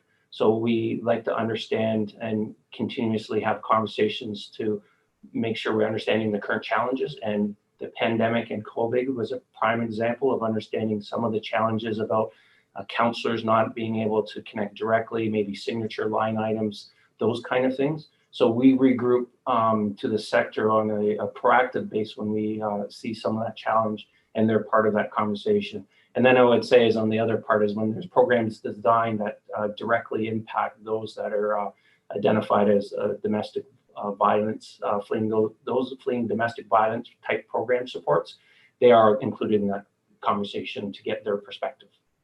So hopefully that helps. Are you good, Councillor Warwick? Okay, Councillor Javid. Thank you, Madam Warden. I just have actually one kind of question. I guess, like the other councillors, it's clear that this is a really important topic to people everywhere right now. And as Councillor van der Heijden said, too, the complexity of this issue is obvious, I think, to all of us at this point. But like the other councillors, obviously we're focused on understanding how all of this impacts and helps and focuses on residents in the county. And I think you've done a great job of the presentation, Mr. Purdy, and giving us a lot of information. My question actually focuses on the part where you were talking about impacts of the pandemic and how it has amplified and exacerbated the kinds of situations people are in and their needs. And you talk about responses and tools. At the bottom of that page, you talk about maximizing government investments and support. And I have a feeling, based on what I've been hearing here, that probably Mr. Dickens and or Mr. Cooper have already touched on that. But if you could connect the dots and just explain to me what that means. And then more specifically, if this is sort of new money coming, if it hasn't been answered by the content that was outlined by Mr. Cooper or Mr. Dickens, how will these dollars be supporting the residents in the county? And through the warden, I will start. And again, like many of our answers, I'm happy to have my colleagues join in. Really, what this slide was trying to really just articulate that there is senior level of government listening to the challenge of what's happening, and with the premise of the pandemic, right? So we're able to have a little bit more of the political ear and interest with regards to housing as an infrastructure, as recovery. And so that's where this is an opportunity for the county as a council as well to, again, to understand what is actually happening out there in that political world and where the other levels of government are looking to invest. And housing has been identified as one of those situations or one of those opportunities with regards to the recovery of the pandemic situation. So we had the one slide that talked about exploring modular housing. that comes from the provincial and federal government interest in advancing housing options given the pandemic crisis. And so there's where we're trying to leverage any of those opportunities that exist. And that's why we're kind of just highlighting at the very end that it's about linking the strategic plans and the needs of the community with what's where housing has now got the interest of the political levels in the midst of this COVID pandemic situation, and we need to take advantage of that. Thank you. Okay. Did any of Dave's colleagues want to chime in, or? Through the warden, I'll just echo Mr. Purdy's comments. It is, to his point, a bit of a new era in terms of the recognition and the attention that both the provincial and federal government are giving to the current housing shortage. The spin-off of the crisis of a global pandemic, the impacts it's having on congregate living settings, and including emergency shelters, where many had to divest close to 50% of their shelter population due to physical distancing requirements. So this is a time where we do want to make sure that we keep advancing that conversation around the needs of those of us in Southwestern Ontario, and what that looks like in a very hot housing market, where we can break all kinds of new sale records and new builds, but it might not do much to address the affordability needs. So we keep pushing that agenda and that conversation to ensure that if the province or if the federal government wants to make investments, that they make them in London and Middlesex. Okay, thank you for that. That isn't where I was thinking, so that really helps a lot. So I think I'm hearing that there might be an opportunity then. Through the warden, I certainly hope so. We want to make sure that we're an attractive place for all levels of government to make their investments. We benefited greatly from having Ms. Howard and her team participate in our SSRF Phase 2 application for funding. We do not know yet if to what level, if any, will be funded for that ask. Our latest update has been it's coming. So we hope that we'll find out soon from the province in terms of that funding allocation. And to Mayor Mayhew's earlier comment, we'll certainly work with our counterparts in the county to best position properties or dwellings that maybe could be up for consideration with the federal government.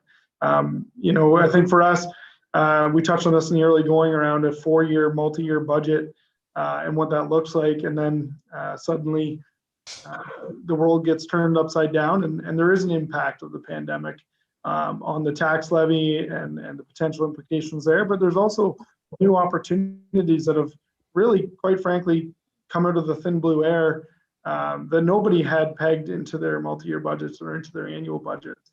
And I'll use something like modular housing as an example, or the federal rapid housing program, where those were not concepts or ideas or ways of doing business that municipalities had entertained prior to COVID. And now that those have sort of fallen into our laps, we certainly didn't have the crystal ball to say we should build that contingency into our multi-year budget. So we will certainly want to work as much as you do with our federal and provincial counterparts to help fund those solutions to our respective housing crisis. Well, thank you very much for that, Ben. I appreciate it.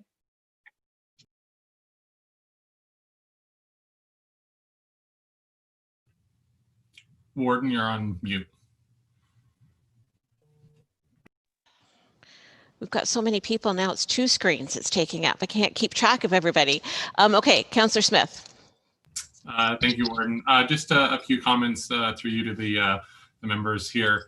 I always find it's interesting when we have any presentation from the City of London, and I'm quite happy that we're on Zoom today, because I'm not sure how we would navigate the front of the council horseshoe with the amount of people that are on the call here today.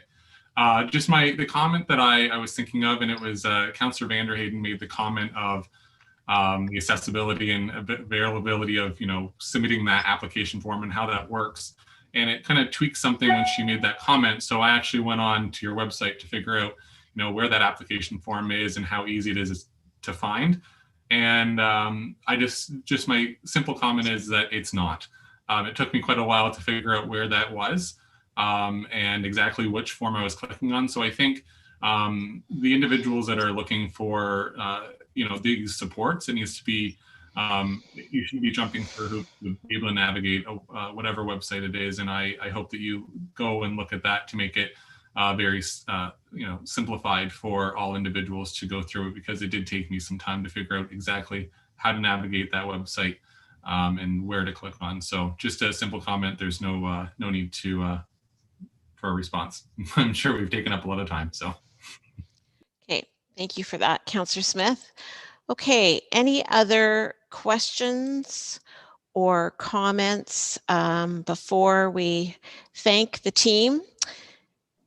Councillor Elliott. Yes, through the warden. Thank you for coming back around to me. So I just want to again go back to the budget and the impacts that these projects that were presented to City of London Council have on the county budget. By the end of this 4-year multi-budget process, we're looking at almost a 45% increase in the housing budget on Middlesex County's part of that. And again, I'm happy to make those investments if we know that the needs of our county residents are being met. I'm happy to make them, but I'm still sitting here struggling if that's happening. I mean, and I thank Councillor Vanderheyden for going back to my first question, because I still don't know where that $5.3 million project is going to. And I understand that LMCH is going to come back with some priorities on where they think it should be spent. But again, it's not sitting well with me that we're looking at this massive budget increase and we have no idea if the needs that we've identified in Middlesex County are even going to be met by the money that we're spending. And I go back to Councillor Corneliuson's comments on if their only option is to go into the city because that's where the housing is, because there's nothing in the county available, then we're losing our county residents to go into the city, and those residents don't have the resources in the county that they have. And so I'm just wondering, in all of these business cases and all of this budget increase, where are the needs of Middlesex County being met is kind of, and maybe that's can't be answered today, but I would just, we have our homelessness and prevention plan. We have the needs identified, and I'm just struggling today, even after this presentation, to know that the needs of our county residents are going to be met.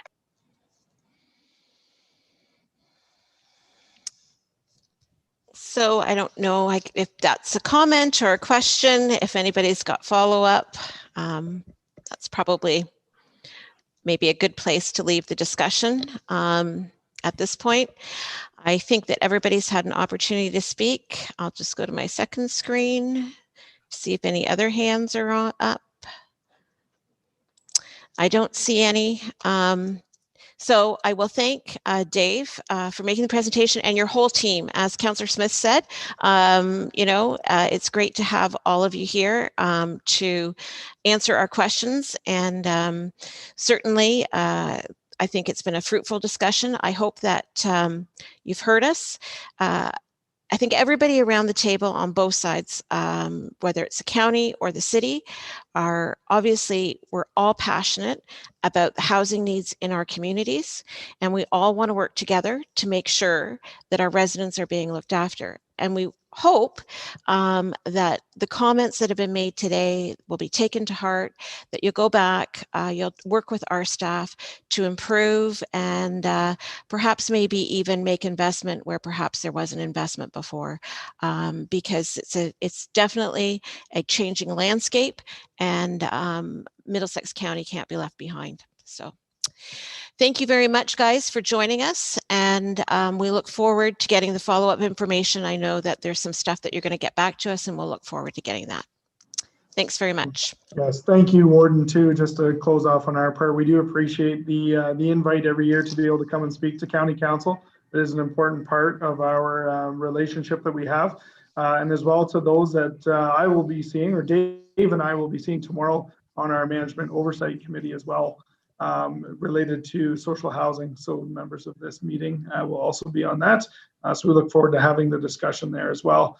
And we do want to make sure that if we are coming to meet with County Council, we do bring the expert voices. So thank you very much. Great. Thanks very much. Okay, moving on. Any inquiries or notices of motion? People are leaving. Okay, now I'm on one screen. This is good. Okay, any inquiries or notices of motion? Okay, maybe what I'll do is, I don't think that we will take a formal break, but certainly this format gives us the opportunity to go grab a glass of water if you need to, or you need a break or something like that. Just turn your camera off and we'll keep moving, because I think we all know that the agenda in front of us is quite full. Moving on to reports and new business, the Middlesex County Strategic Plan. So this report is actually from me, but I am going to get Morgan and Cindy to kind of run with it. As you know, the strategic plan was a priority of mine when I became warden a year ago. And as I've said throughout the whole process, I am very thankful that the staff embraced the challenge as quickly and with as much enthusiasm that they did. And then, of course, to all the colleagues around the Horseshoe for participating in the sessions that we had. You know, as we keep saying, they weren't necessarily the sessions that we thought they were going to have in person, but certainly I think what we've walked away with is a document that will guide us through the next few years. I'm really very proud of the work that we've put together, put into it to get it to this point. And you know, when you have 11 politicians with all different sorts of opinions, and then staff on top of that, to streamline it down, to come to a consensus on many of the goals that we've put together and put on paper. Congratulations to everybody. It's an exciting document. I think it's exciting for Middlesex County. It's something that, of course, I've never been involved with at the county level. And so I think it's important. It'll be something that we will continue to use as a guiding principle in the decisions that are and plans that are brought forth. And we will certainly make sure that we revisit it and always keep it updated, and make sure that it just doesn't go on a shelf to gather dust. And with that, Morgan and Cindy, you can take it from here. Thank you, Madam Warden, and through you to Council. Also ask that Cindy just jump in whenever she wants to add something, but really we're trying to take a two-step approach to approving the strategic plan. This report will be the first step, where we're just looking to validate the strategic planning process that Council undertook, and of course the corresponding outcomes, which is the strategic focus, goals, objectives, and guiding principles. If Council approves the report today, then really what it's going to look like is what our next steps are. We want to start towards building an implementation plan, which will really operationalize Council's strategic focus, goals, and objectives.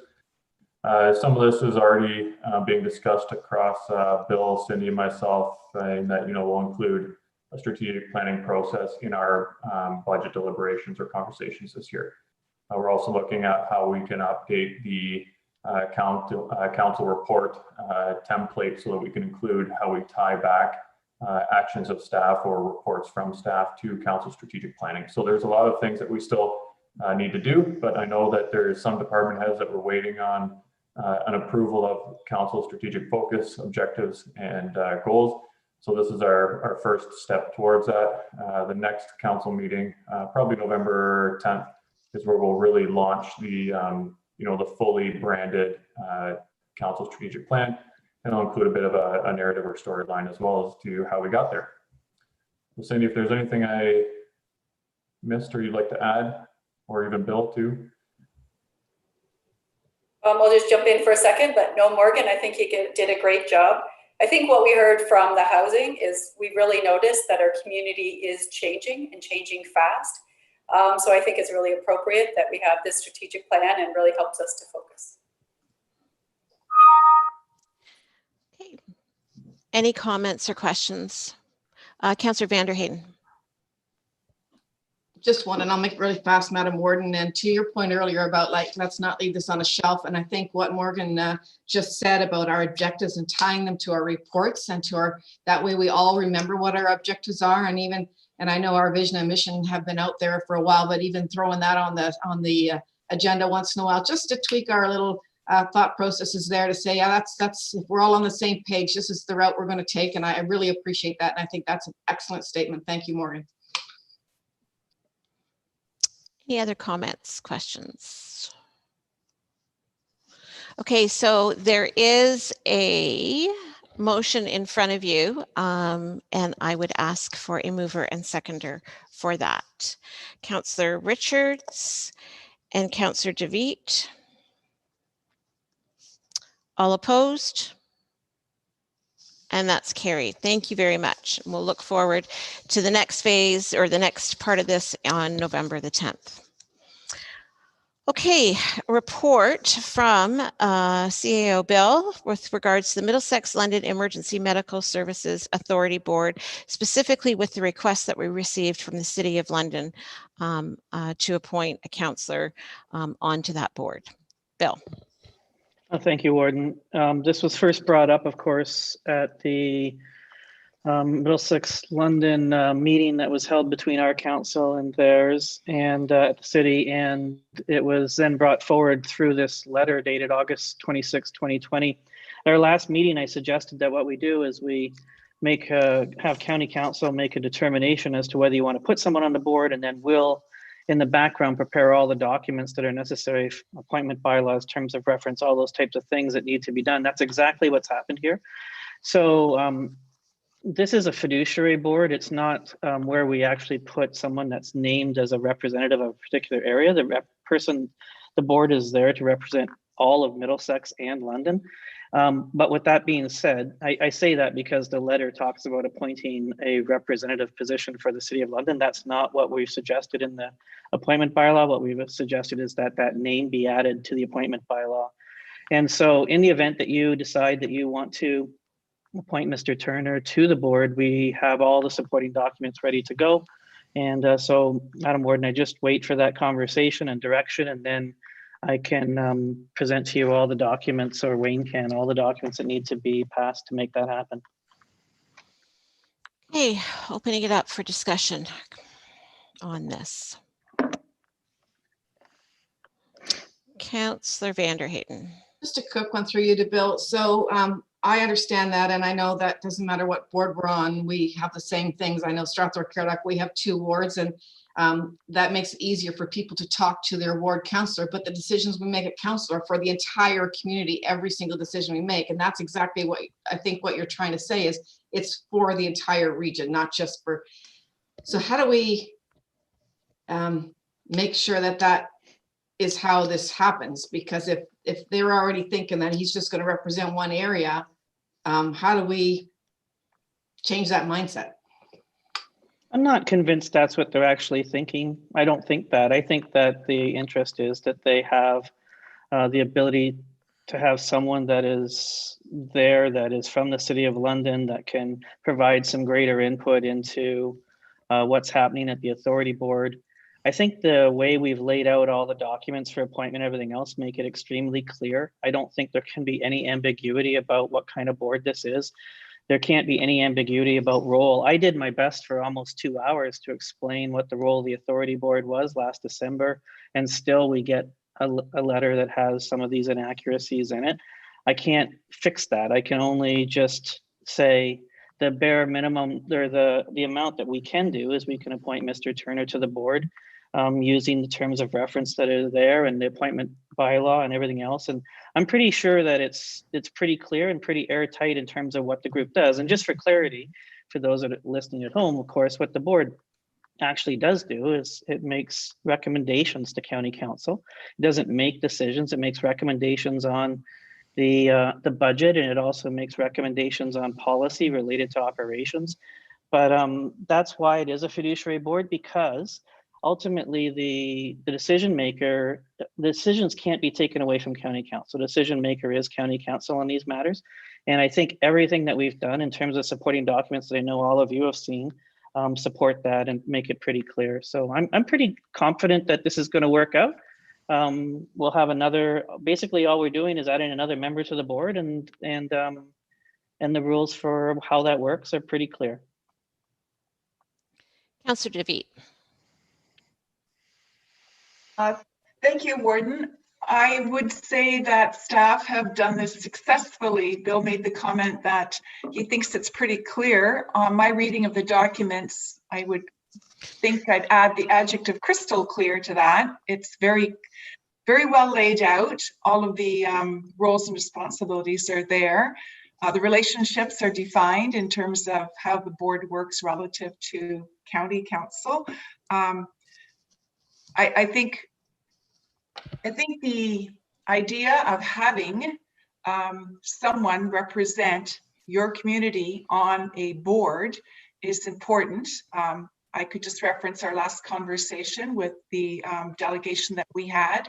And it's an opportunity, I think, for us to leverage the person, whoever it is ultimately that sits on this board, to educate their peers about the role, the responsibilities, and anything that they're allowed to speak about in the context of their own discussions. So I know there may be confidential things too, obviously, that aren't for outside discussion, but I can't believe that anyone who reads this will have any confusion about what it is they're there to do.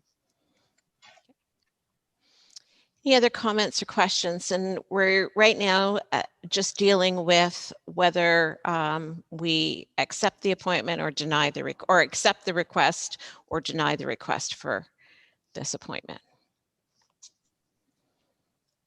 Councillor Smith. Just for clarification, Warden, was the request supposed to be submitting 3 council members' name for the warden's decision as to the appointment, just like in previous appointments for the county? So yes, that was certainly the spirit with which the City County Liaison Committee meeting went. And then subsequently, yeah, I guess that's what it was. But that was the spirit, that it was to be 3 names. That when it got to the council level, obviously it didn't translate that way. I don't know, disappointed, yes, but is it worth delaying this, or should we just deal with this and move this along and try to work with the situation? So that.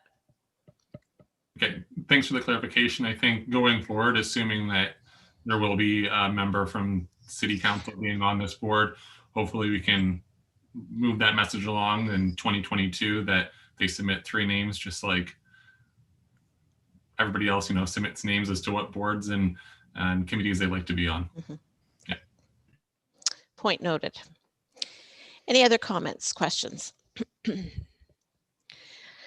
Okay, so seeing none, you've got a decision to make, and it can be a motion to deny the request, or obviously to approve the request. And what I would suggest with that one is that Kathy's kind of given me a suggestion for the wording on that, because, and maybe she can clarify, if she can back me up on this one, but since we've already got a bylaw in place with appointees on the authority board, that would have to be repealed to allow for another appointee. So essentially the motion would be to appoint myself, Brian Ropp, Curtis Smith as voting members, and Stephen, that's to yeah, and then to also appoint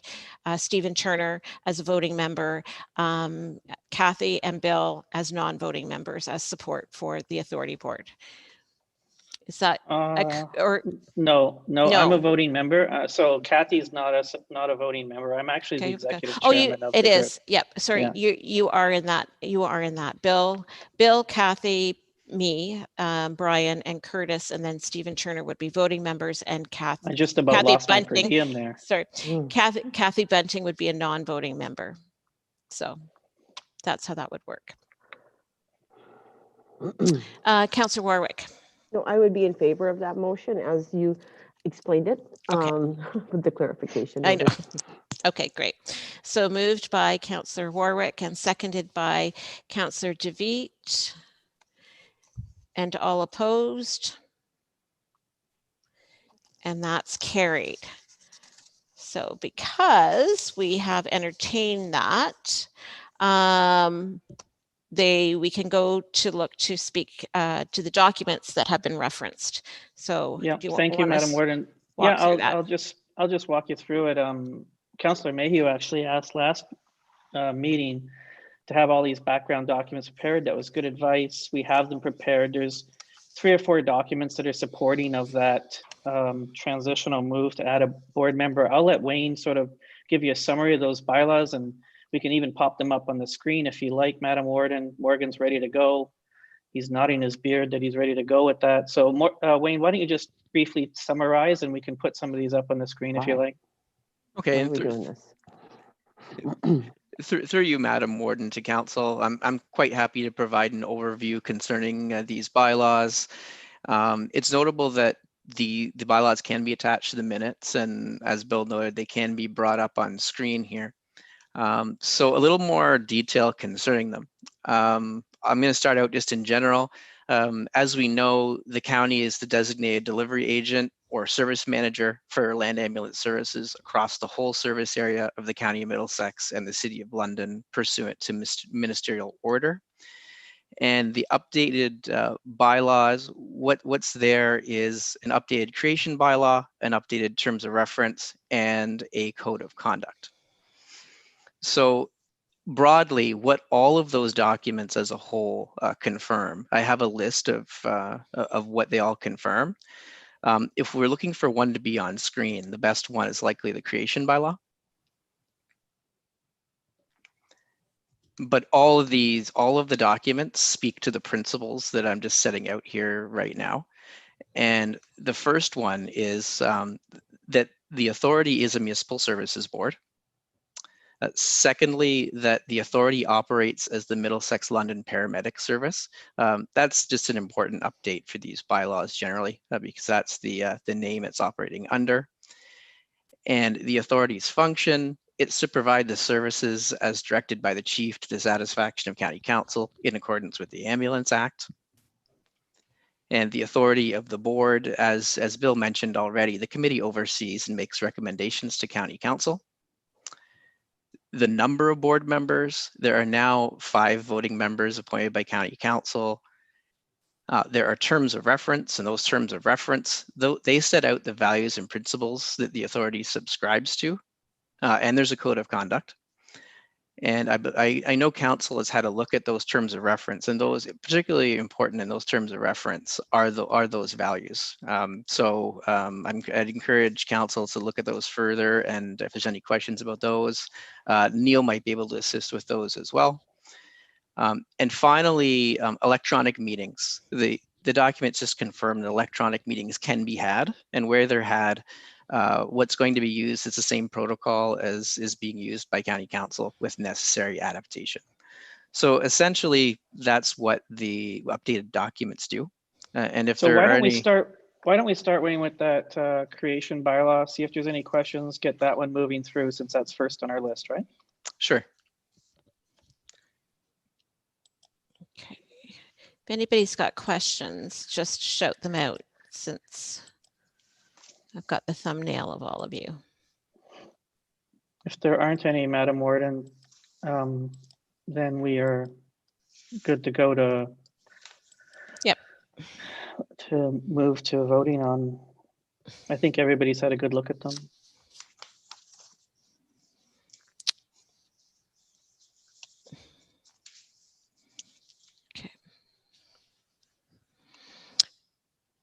So are you just looking for questions on Well, all of them? Because well, I think we could just start with the authority creation bylaw, and then we can move to the next one. Wayne, what do you think? Yeah, the overview I set out really is the effect that all the documents have combined. Right. But if there's any particular question about any particular bylaw, like if we want to start here with the creation bylaw, I don't think it's necessary to go through line by line, because I think council is very clear on what the documents do. But if there's a particular question on the creation bylaw, I'm happy to answer it. Or if there's a question on any other documents, I'm happy to answer that as well. okay, so if there's nothing on, if there's nothing on the creation bylaw, then I would entertain a motion that the bylaw to create a municipal service board for the provision of land ambulance services be approved and presented to County Council to authorize the warden and county clerk to execute the bylaw. Mover and seconder for that, please. Councillor Ropp and Councillor Mayhew. All opposed? That's carried. Right, so the next one would be the terms of reference discussion. Is there anything that wants to be, anybody want highlighted or any questions on that?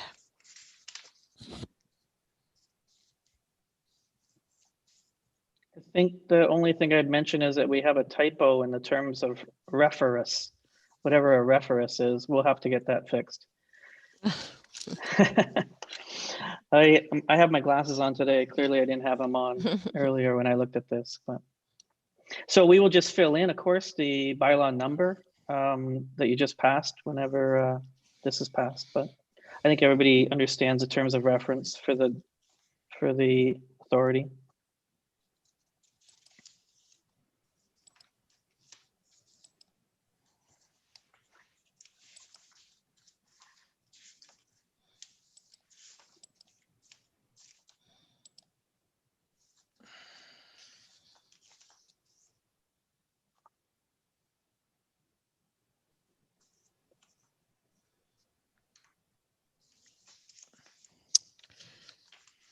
Okay, if It's okay. I think I think everybody's seen it a few times. Yeah. So I would entertain a motion to approve the Middlesex London Emergency Medical Services Authority Board terms of reference, and that the necessary bylaw be presented to County Council. So I'll mover and seconder for that. Councillor Brennan and Councillor Richards, and all opposed, and that's carried. And finally, the code of conduct.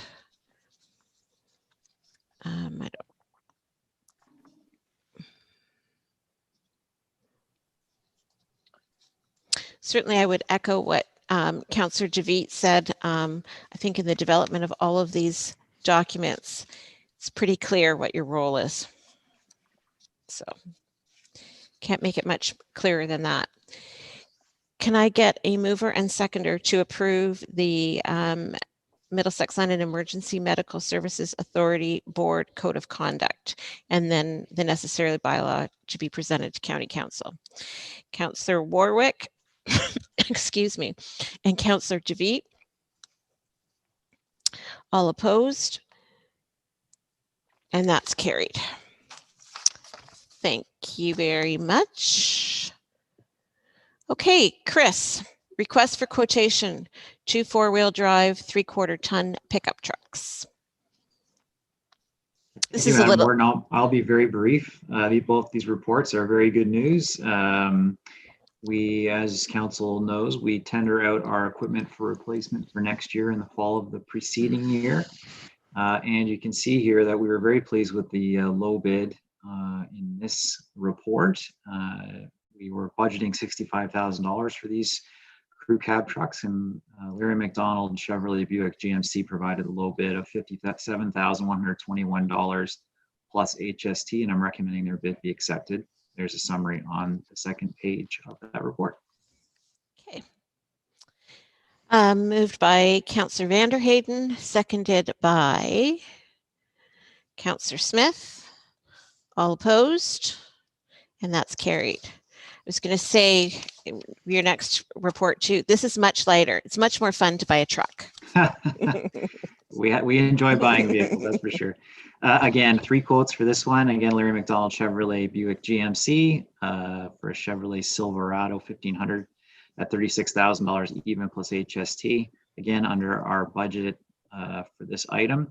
And I would just note that on the summary, there's a misprint. The third bid listed from Downtown Pontiac Buick Limited is actually from St. Mary's Buick GMC. So I apologize for that misprint. That does not affect the recommendation of the report. I'd be happy to answer any questions. Okay, questions or somebody to move that? Somebody to move that. Councillor Elliott. And seconded by Councillor Mayhew. All opposed? That's carried. Councillors' comments, other business. I just might want to just remind everybody of our upcoming governance meeting in November. I think it's the first Monday in November, but more will come on that. Moving into bylaws, Kathy. So our first bylaw is to authorize the execution of an amended consulting services agreement between the Corporation of the County of Middlesex and the Corporation of the Township of Adelaide Metcalfe for municipal administration and treasury related assistance for an additional 3 months. The next bylaw is a bylaw to appoint members to the Middlesex London Emergency Medical Services Authority. A bylaw to create a municipal services board for the provision of land ambulance services. A bylaw to approve the terms of reference and a code of conduct for the Middlesex London Emergency Medical Services Authority Board. And a bylaw to confirm proceedings of the Council of the Corporation of the County of Middlesex for October 13th, 2020. Okay, thank you, Kathy. Can I get a mover and seconder for the first and second reading? Councillor Mayhew and Councillor Brennan. All opposed? That's carried. And for the third and final reading, mover and seconder, please. Councillor Vanderheyden and Councillor Cornelissen. All opposed? And that's carried. Moving into the committee of the whole, we do have a report from Bill with regards to human resources as a local service. So this is an interesting one in that, oh, thanks, Morgan. This is an interesting one in that it didn't catch us off guard, actually, but it did start, once it started to come to us as an issue, started to snowball as an issue with our need level in across the county. So for probably 3 council cycles, I've been hearing about how the county should be providing support in terms of human resources to local municipalities. I've been hearing it for a long time. And so we started to think about it in a little bit more, especially in light of the fact that we have some needs at the county and also we have some needs in land ambulance service. So Morgan, let's just look at the agenda we want to cover today.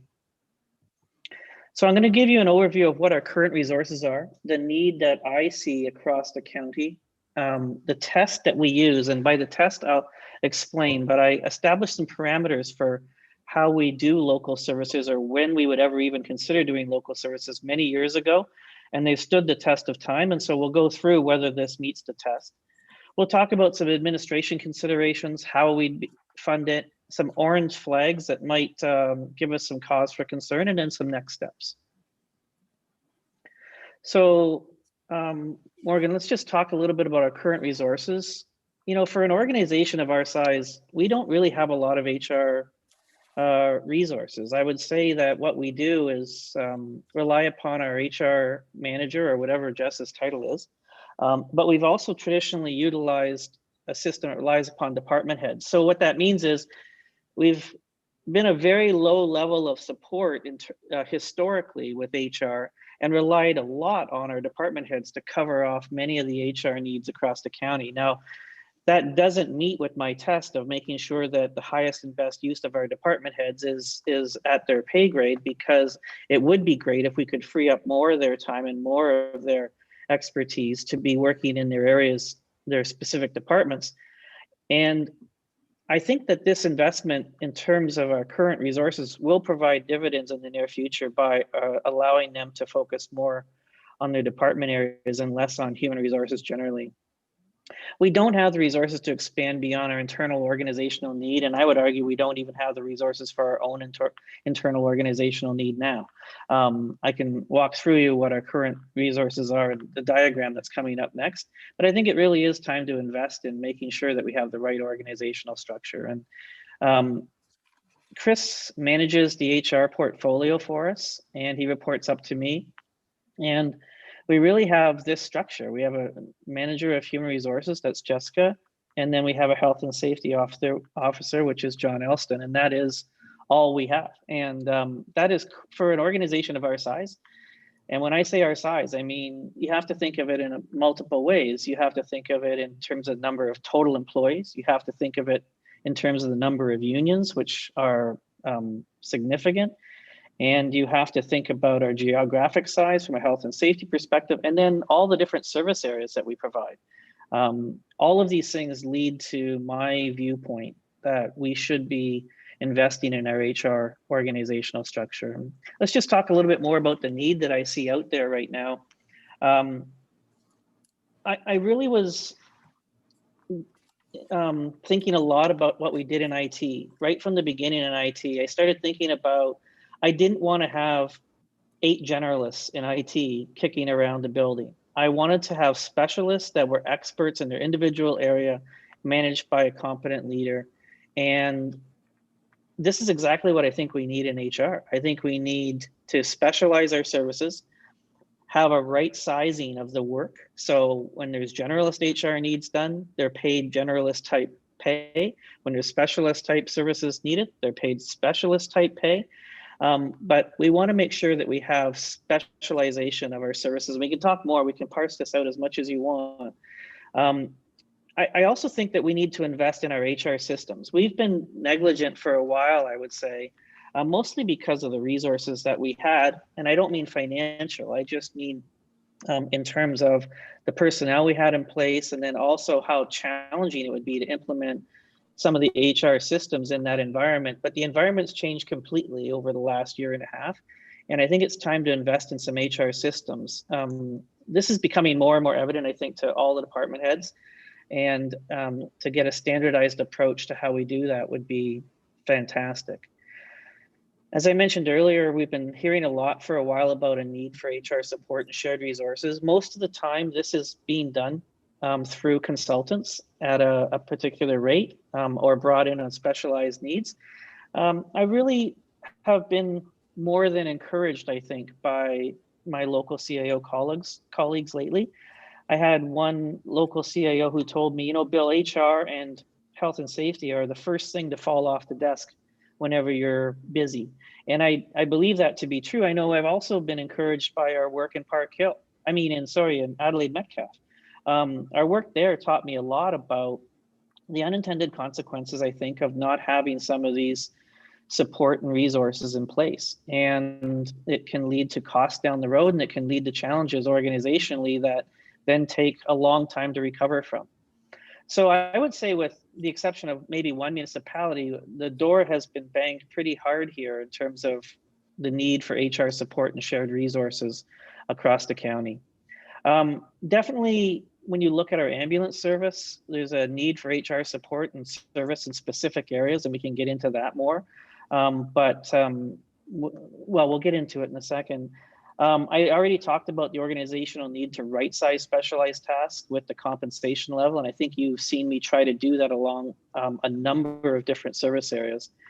We also need to reduce our HR requirements within departments. We're getting larger as an organization, and to be asking Lindsay, for example, who just happens to be on my screen, to go in and out of many HR matters instead of focusing on library service delivery specifically, does not provide both the best service, but is also not the most efficient service. And so we need to look at things a little differently going forward. Let's talk about the ambulance need for a second.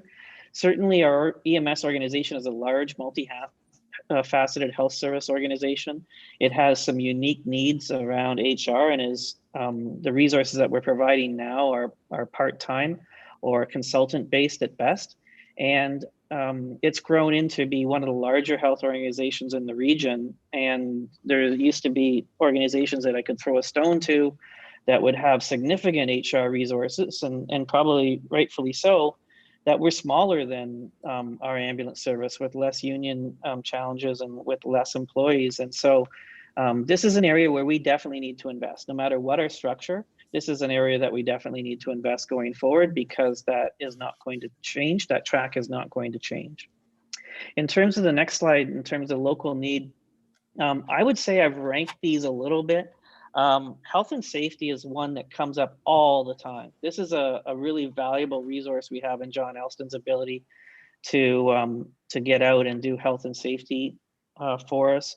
But it's also a high need area for lower tier municipalities, and I hear about this, and you probably have as well in your local council. General HR services have become more important, I would say, as people start to realize, like I can give you a list of CIOs that have said to me, Bill, it's hard for me just to stay on top of the changing legislation, the changing cases, the changing way HR is evolving.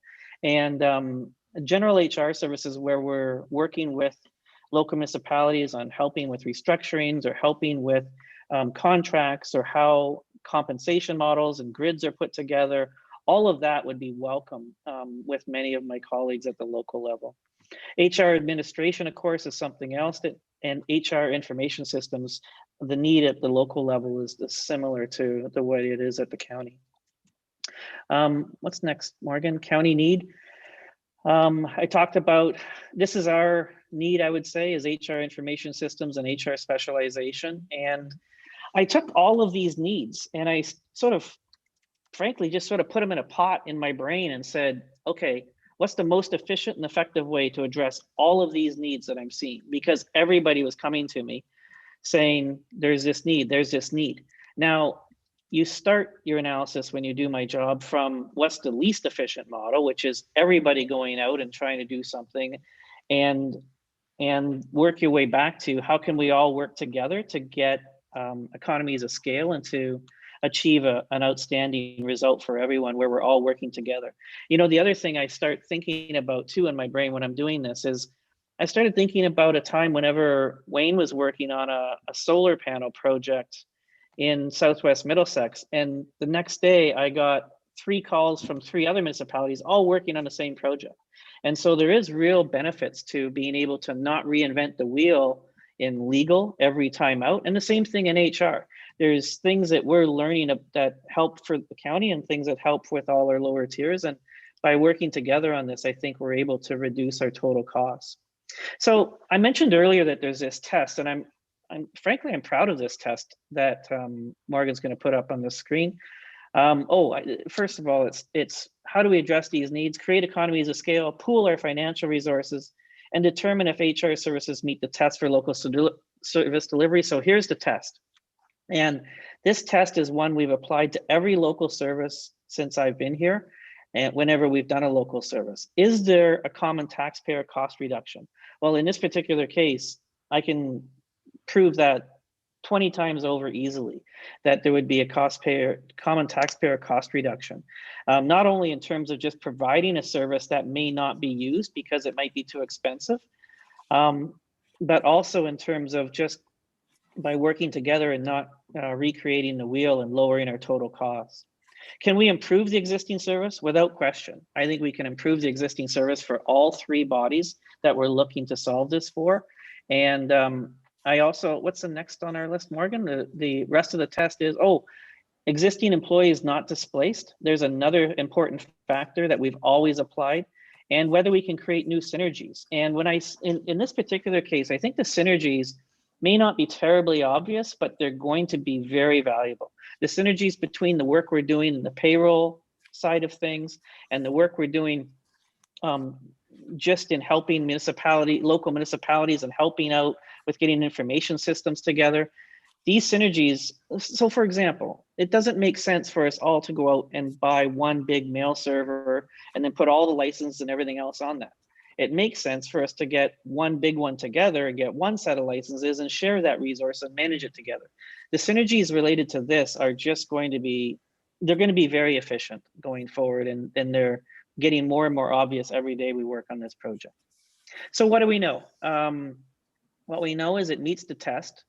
We know there is a need, both at the county, local level, and at the ambulance service. We have base resources, very, base resources that we can build upon with the experience that we do have with building a structure. And what do I mean by that? We have experience with this type of model. So let's look at this model that I put up on this next slide, Morgan. And that service model is IT services. This is really the way I thought about it, was the exact same way. It would be handled the exact same way we're doing with IT services. It would almost be like a consultant model for those bodies where they would have the opportunity to utilize those resources the same way, and we would charge out for those resources the same way we do for IT services, with a small exception. So moving forward, Morgan, the organizational structure that I've been contemplating, though this is the existing one, of course, but then the next one is to have a manager of HR, someone that governs and keeps track of all the HR projects that we've got going on, both at the ambulance level and at the lower tier and the upper tier. And then of course, I'm not really good at this chart making thing, especially on PowerPoint. So Chris is supposed to be above there, both supposed to be above the manager of HR. Plus, I didn't really know what his full title was. It really isn't a great title, Chris, because it took up like this much of the screen. But anyways, our focus will be on getting a health and safety out to all those people that need it. An HR generalist that will work on, we can talk about what an HR generalist will work on, an HR admin. And in all of those different areas, we think we're going to be able to provide a full stack of services to people in terms of HR. That will give us the resources that we'll need. Now, where are we going to find the money for this? Let's move forward with that slide. Certainly we have money in the HR. We have a pot of money in the HR budget for ambulance services that we can use, and we can figure out how this is going to support ambulance and free up some of the resources, other resources they have there.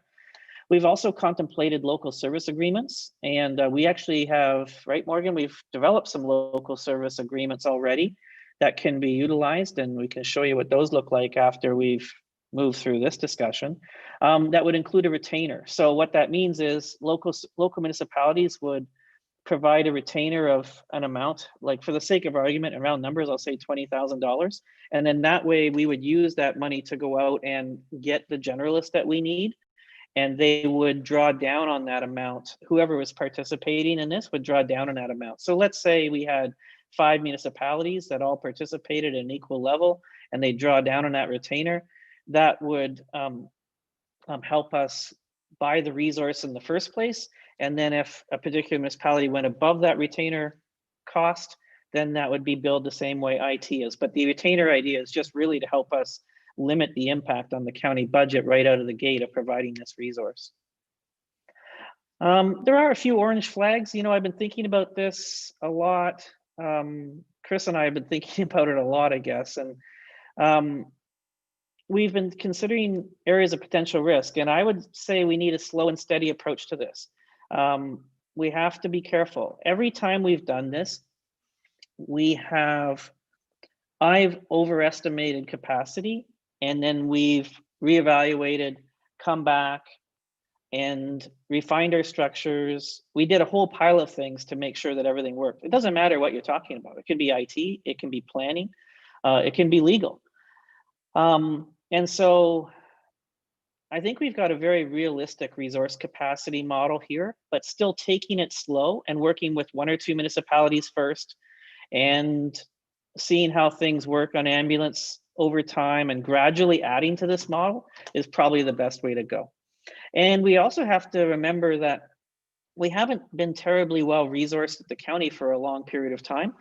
So there's going to be transitional capacity issues. We're catching up on a lot of different things. Well, I'm not, but Jessica and Chris are catching up on a lot of things that have needed to be done for a long period of time.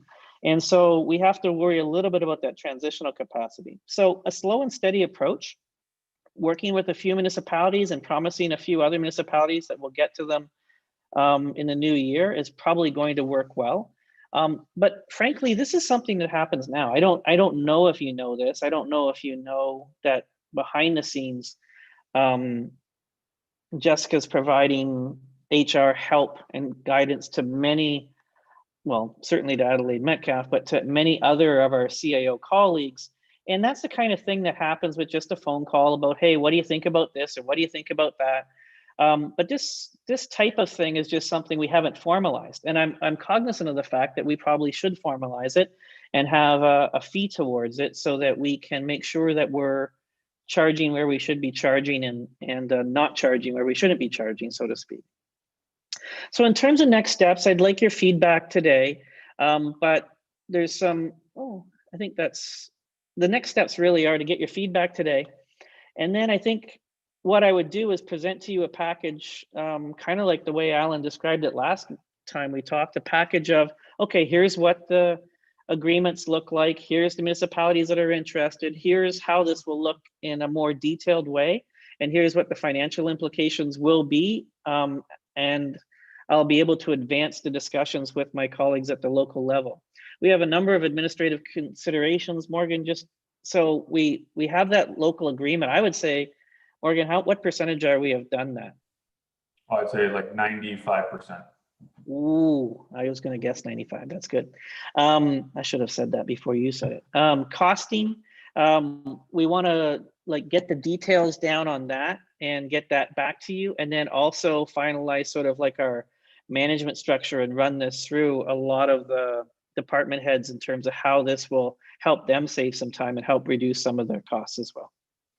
So that's on to the question slide.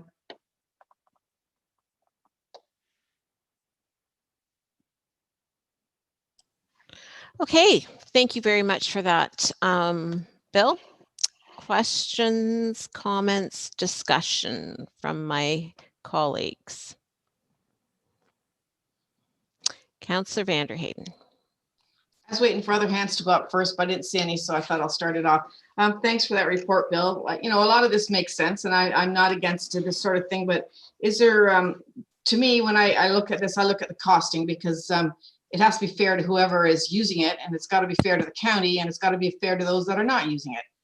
So I see the budget breaking into three. One, administration, or the county piece of the budget, because the county needs human resources. So, I mean, you're going to be paying for human resources, and we all pay into that.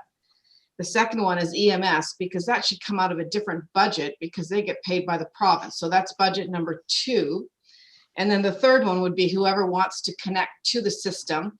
If you do it all at once, and I know that Morgan and you and I and then the budget committee have had that discussion about IT on a number of occasions where it all kind of blended together and you really can't break out who's paying for what, and it becomes really muddled. So to keep it as transparent as possible, would it be possible just to do the needs of the county and EMS first, and then bring on, it doesn't have to be a long span in between, but then bring on others, so you kind of know what the capacity is for the county to do their own necessary work, the capacity that they need to do the EMS work, and then what's left over, maybe you even need to build a stronger team after that. I don't know, like. Yeah, so good comments and thank you. I think the good news is we do have, and I think you would agree, we've worked through a lot of that IT stuff and have a much better model now of putting sort of where money goes for those that are participating and not participating. And we definitely need to get that right. I think that's the premise of what you're saying. I just think that it's going to cost us more if we don't bring it all together, because I'll just explain. Like, so for example, you talked about the county need, and that's right. But what we're contributing to the service is really a lot of what we already have in John Elston and Jessica. And to make it work for us, we have to get back something in terms of more service here, because we're going to be putting more service out here. We're going to be redesigning everything to accommodate that. So I think we can do it slowly. Can we do it without any local support? Probably not. It wouldn't have enough resources to achieve your goals. But let me come back to you with how the financial model will work. And then you can ask me even more detailed questions about how that's going to be calculated and put forward. But I think that it's going to require some local participation right out of the box. I mean, we're doing it already now. Like, I mean, we're doing it in Adelaide Metcalfe. We're doing it in a lot of municipalities now. We still would be doing that help. We still would be providing that guidance. We're just not charging them for it. And I think you would be happier from your question about allocation of costs if we did start charging them more effectively for it. And I'm trying to get to that. So my goal would be to get a few municipalities that are our biggest users of HR services and have some of the bigger needs to get them going early and then gradually do it. But I'll come back to you with a more detailed financial model at the next meeting, and then we can, if we are still allowed to keep going in this, I'll give you a more detailed financial model, and I think that will help address some of it. Okay, and I don't want to be negative, but Adelaide Metcalfe is a special piece onto its own, because I mean, you have a contract with Adelaide Metcalfe to do the work for them. So that's not, I mean, that to me doesn't even come into the fray at the moment. So I don't even know how to explain that, but that's not part of my, you know, if my CEO calls you or calls Jessica and says, you know, that's different. But if Kathy's CAO or clerk calls Jessica and says, so those are one-offs that they help each other. Unless it's way more than I'm thinking, then it's not a one-off. And to your point, maybe it's not. Maybe we need to keep track of that. So, yeah, but that's. No, I hear you, and I think that we're hoping that we won't, you know, that Adelaide Metcalfe, our relationship with Adelaide Metcalfe will be changing soon. We're hoping that we're certainly hearing lots of people that are interested in this model. And so getting that accounting right is going to be critical. Frankly, it's critical to all our local services, right?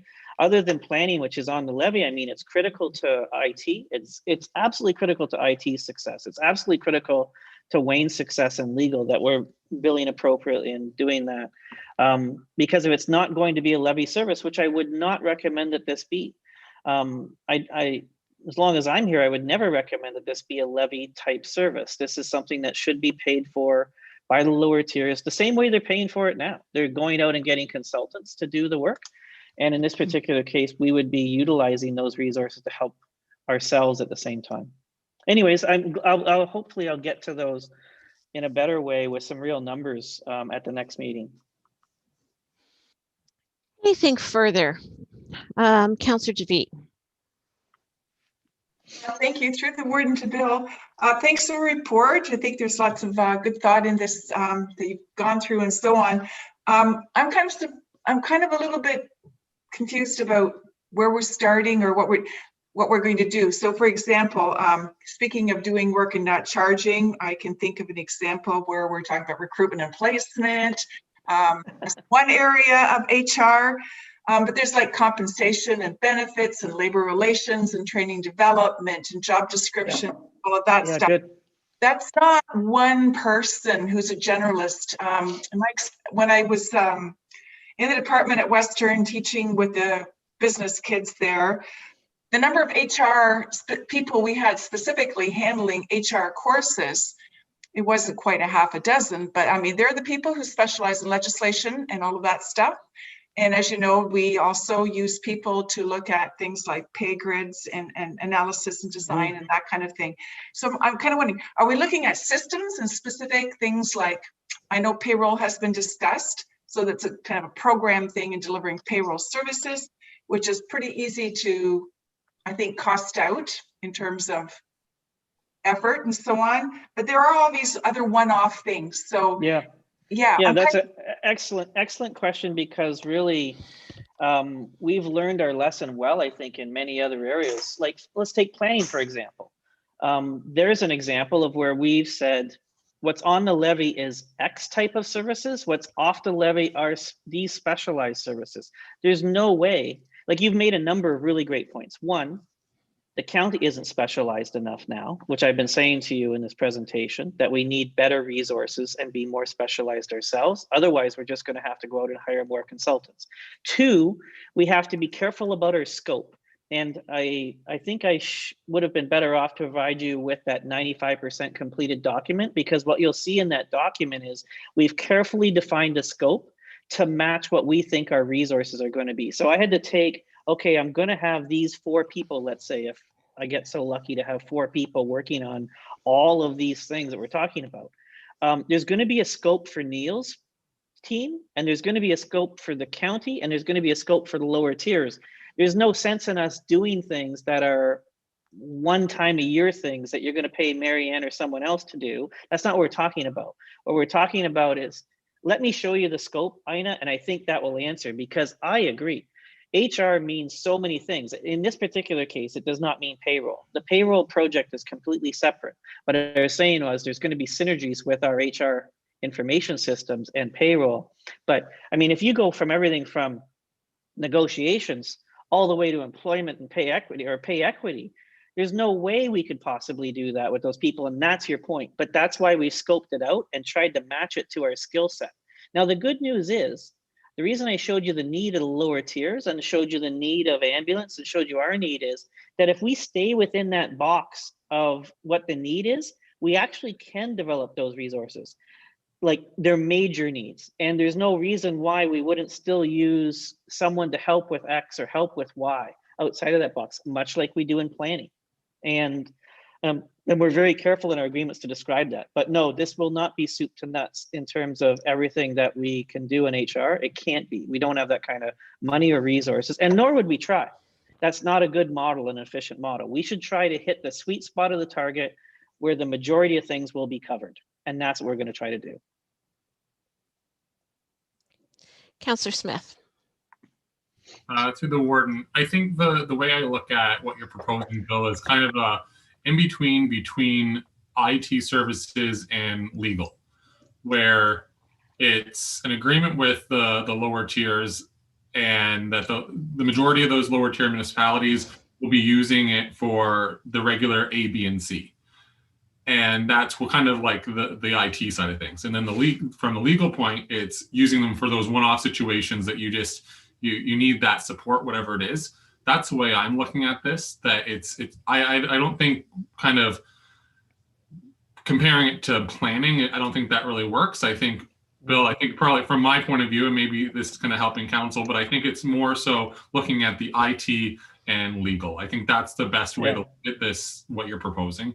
And so what we described, Curtis, was something in the document. Like, again, I apologize, I should have given it to you, is core services, right? And you know that term we've used, Curtis, a lot, is these core services in all of our agreements. That's what we're going to provide, is these core services, and ask people to bundle around those. And if it's something outside those core services, they're going to have to go somewhere else to get it. But we think we can capture 85 to 90% of their need with those core services.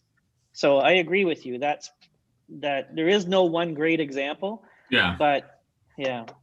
And then the other comment that I want to make is just with the support that HR is providing for Adelaide Metcalf, which we are paying for.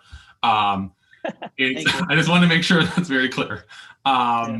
It's, you know, some of the issues that we have ran into the last few months and over the years. I think if we would have had that support throughout that time, we wouldn't be in the position we are right now. So I think that's something else that we can all be mindful of, is that having that call to Jessica or whoever we're going to give a call to, having that support there will hopefully help with not having a big snowball of issues in the future.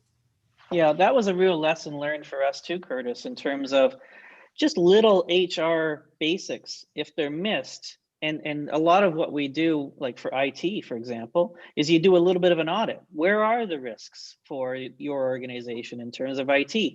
And what does that save you down the line? What does it save you in terms of capital costs? What does it save you in terms of risk?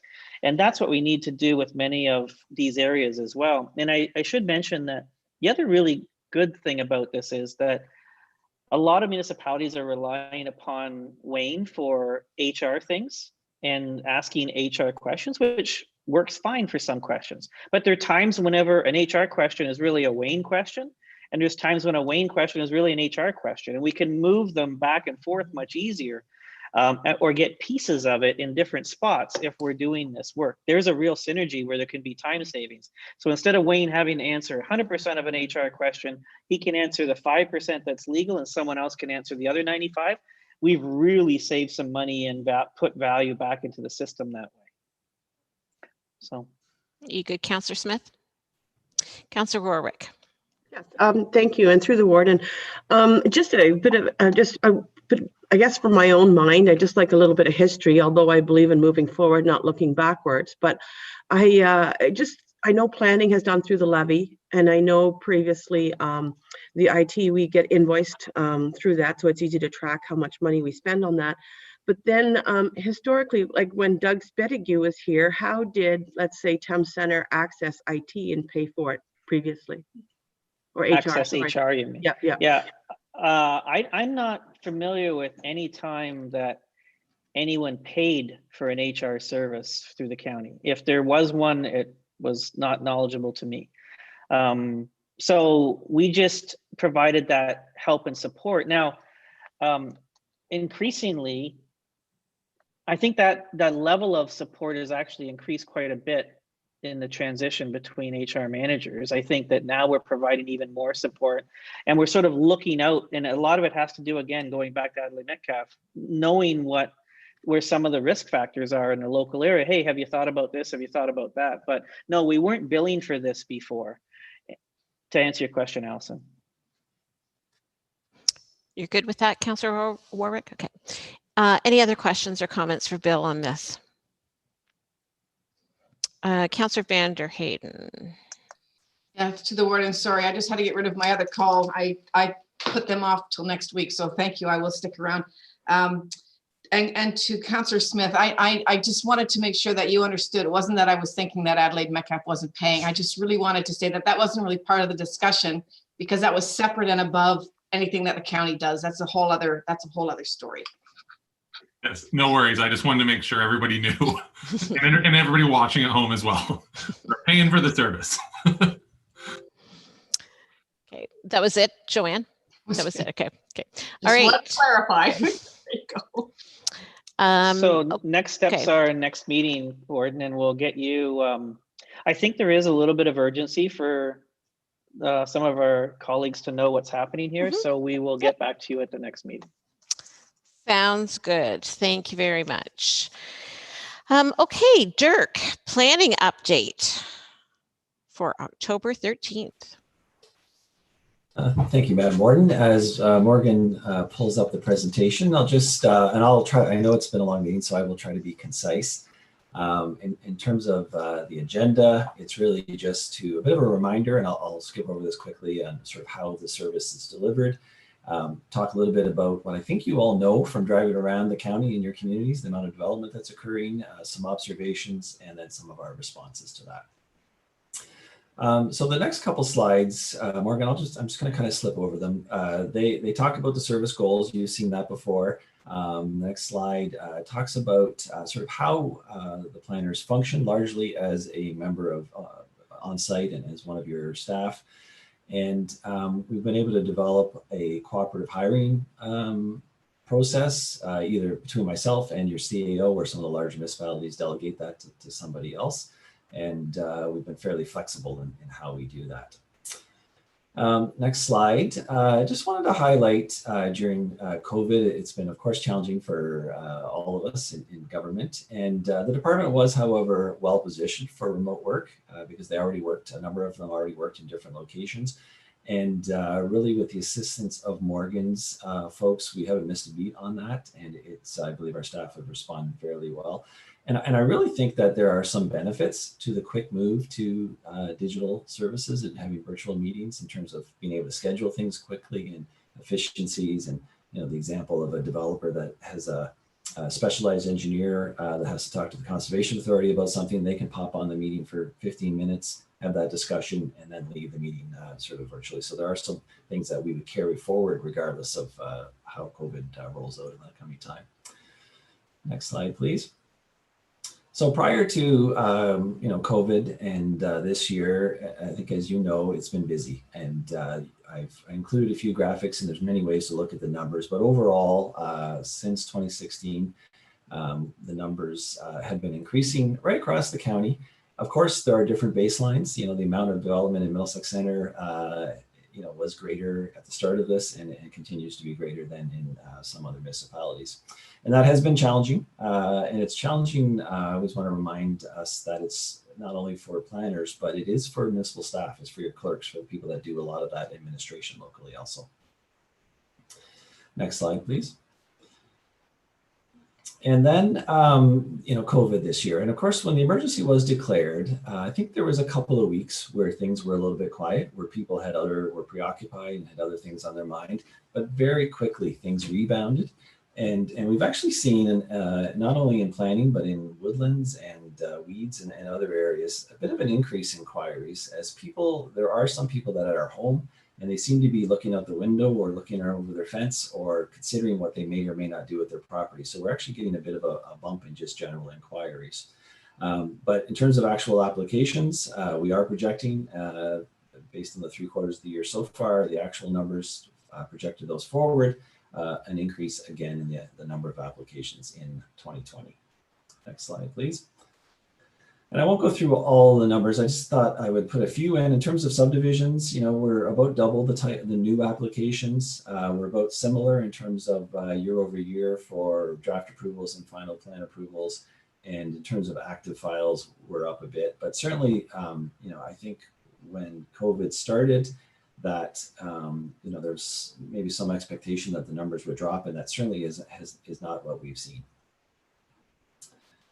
In terms of the next slide and local applications, we don't have data all, for a long ways back, but we average about 370 applications, consents, minor variances, etc., annually. We only have a limited pool of numbers before that. Back in 2010 to 2012, we were about 225. This year, we expect to be over 400. So, your council meetings at the local level, as you've seen, do include a lot of those applications, and there's a fair number of those ongoing. Next slide.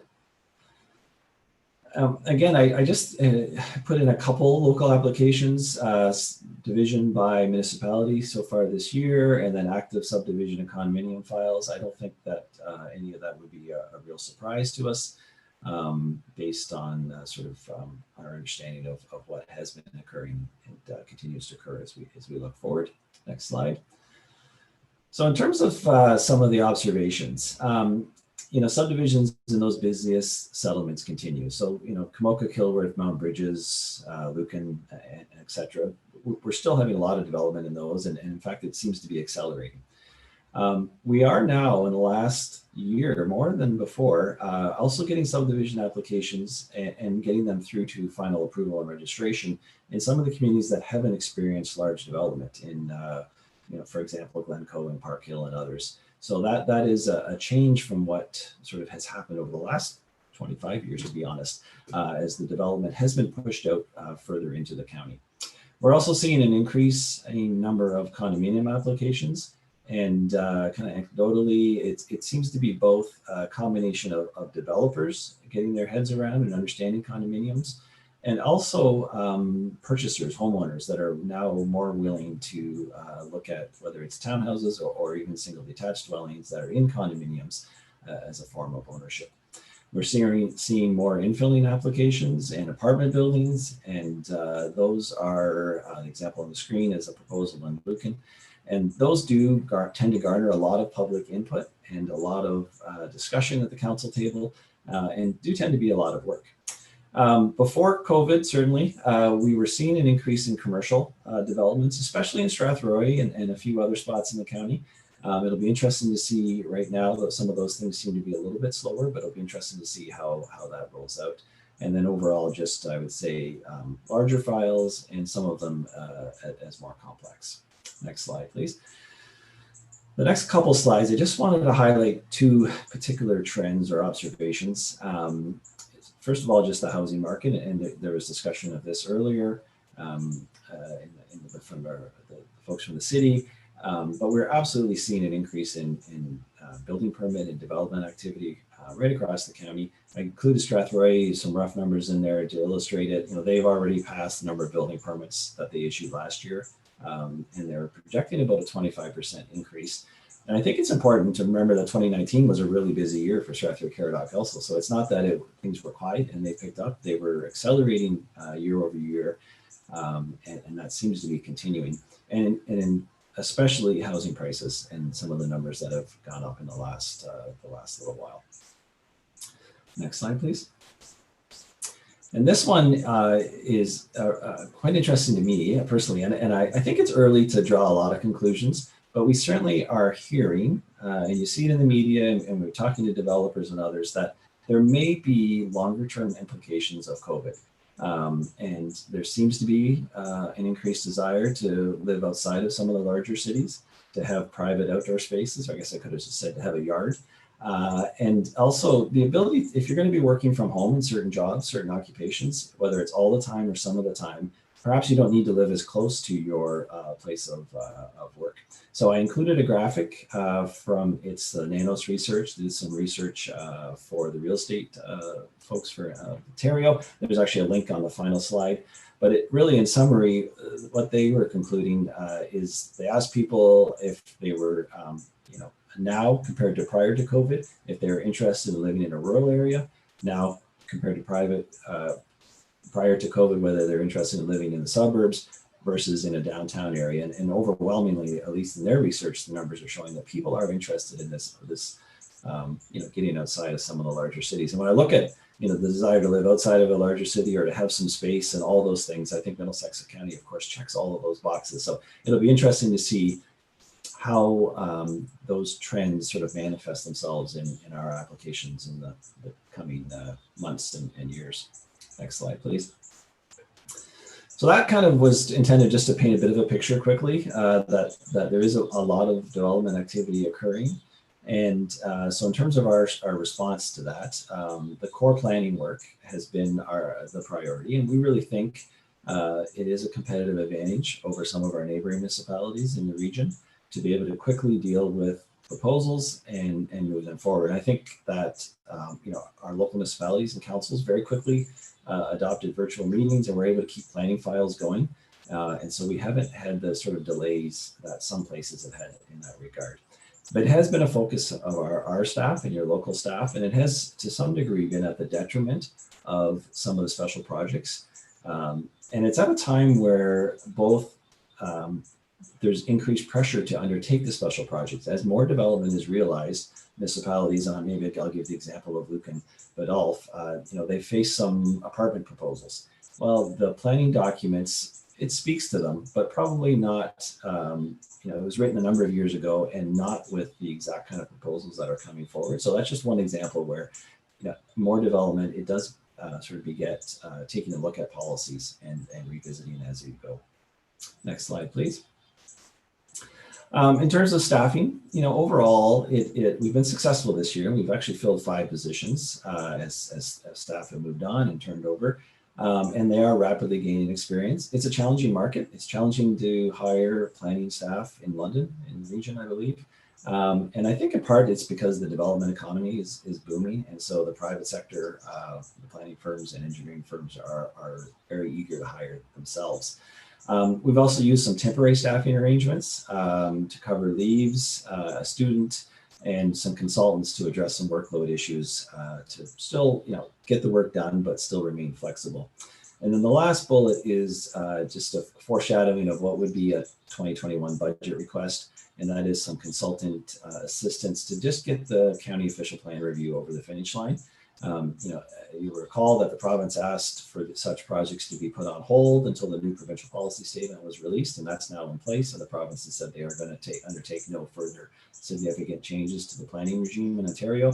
At the same time, council's your strategic plan is soon to be concluded. The economic development strategic plan refresh is underway, and I believe will be concluded by the end of the year. So I think it's important with council's council gives blessing to those documents that we then realign or take a good look at the county's official plan and make sure it is aligned with your more recent directions on those documents. Next slide, please. And my final thoughts is really the increased virtual presence of our staff and the way that we've been operating with local offices largely closed to the public. It has reinforced something that was already occurring to a degree, which is that we need to do a better job of providing information, not only to the public, but the real estate industry and others, digitally and at their own timing. A lot of people want to go on, they want to look at their property, they want to look at a lot of that information and then contact a planner or somebody, a building official at a later time. And so we need to get more of that information out to them. As developments have increased, based just the sheer number within any given municipality and the complexity of them, the sort of who does what becomes increasingly important, and file management software. And we are looking at that, and the CAO's group has a working group, and they met this morning with, I forget the term that Morgan will help me with, the digital sort of solutions. And so we are looking at that also.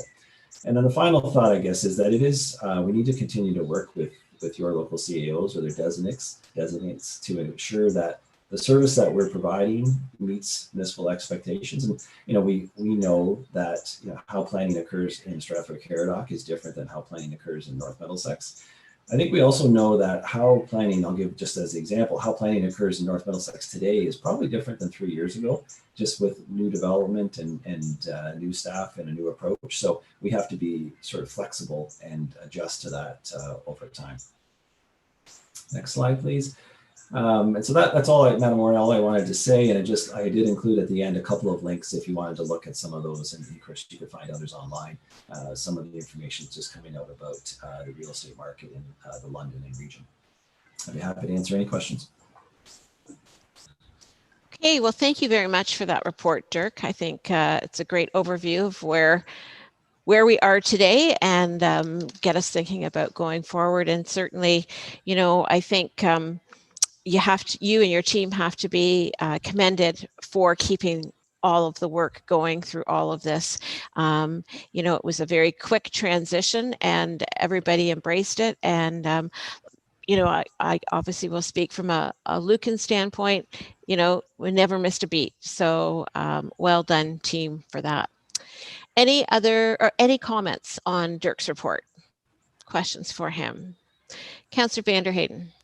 Just one through the warden. Thank you for that report. I found it very interesting to read because, I think there's a lot of these things we intuitively know, but seeing it on paper makes a big difference too. We're all running, we know what we're doing, but sometimes when you sit back and you read it, it's like, yeah, that's right, that's true. So thank you for that report.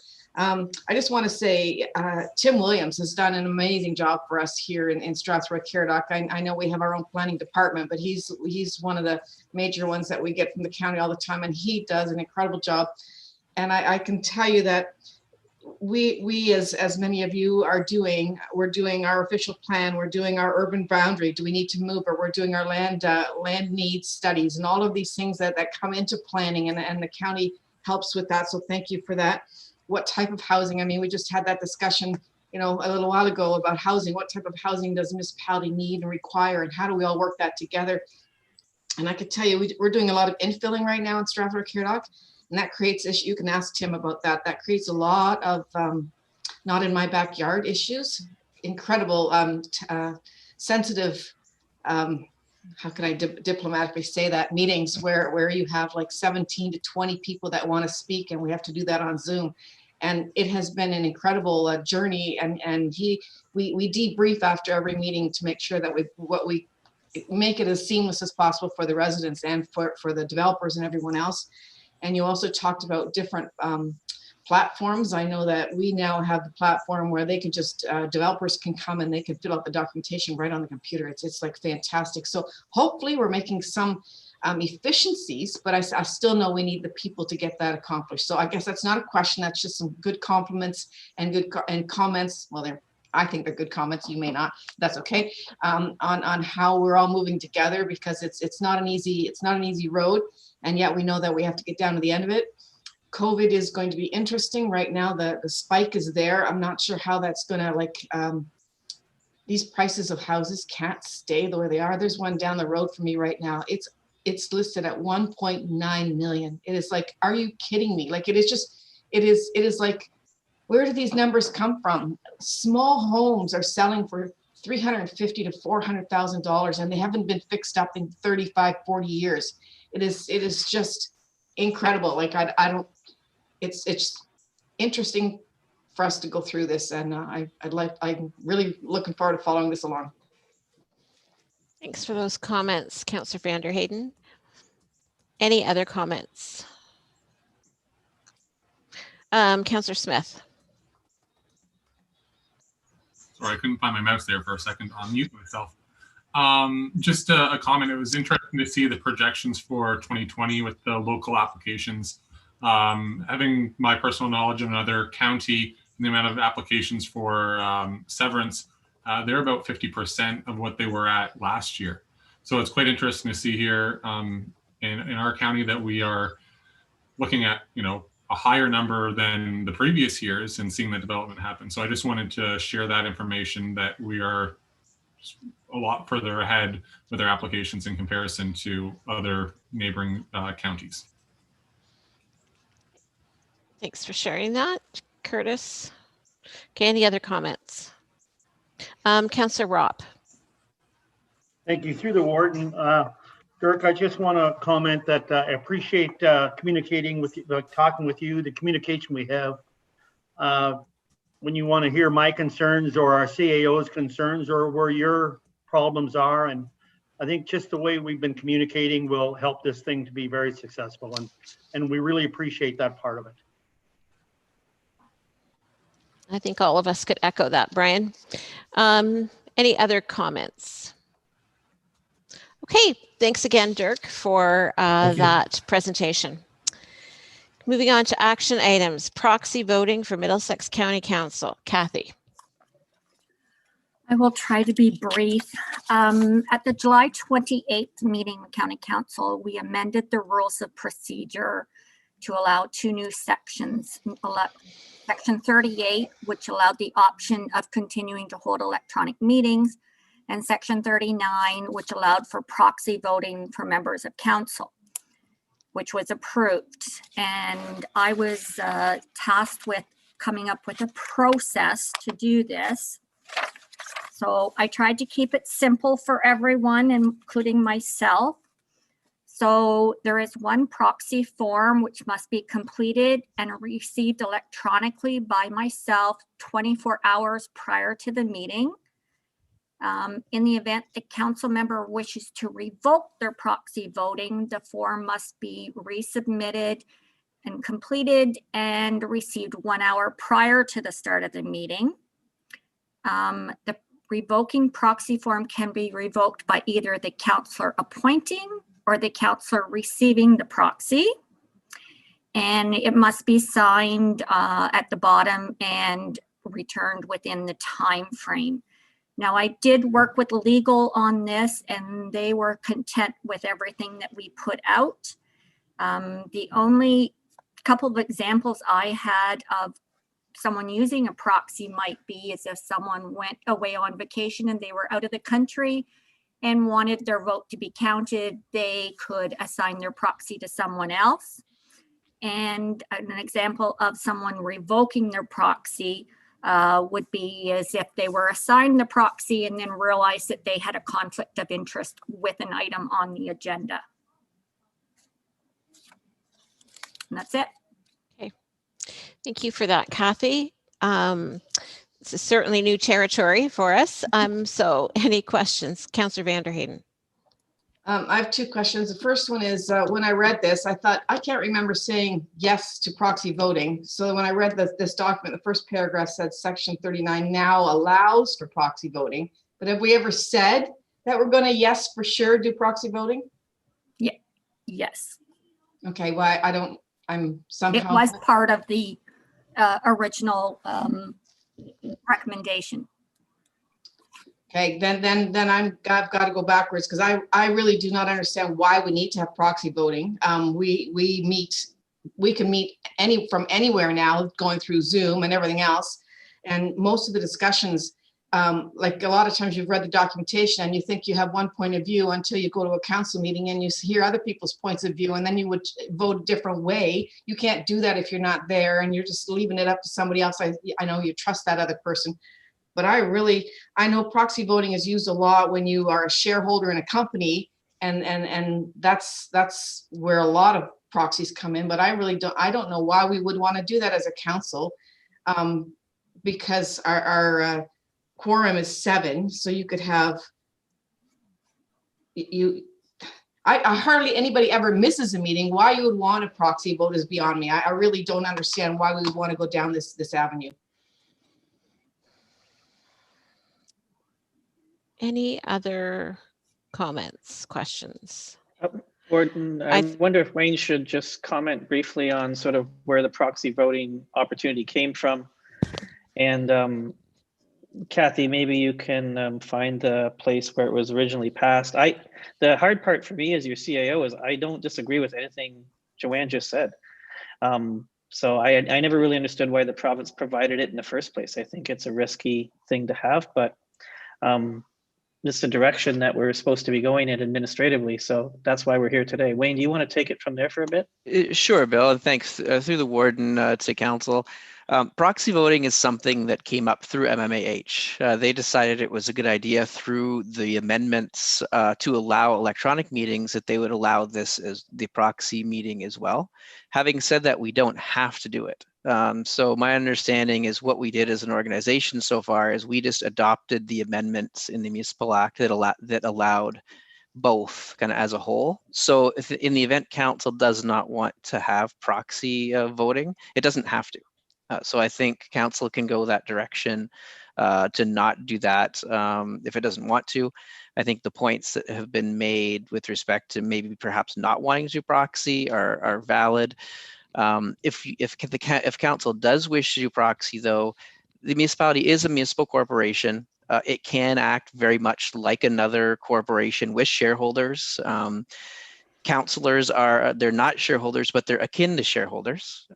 So in the event someone had to miss a meeting, they can allow someone else to attend and vote for them.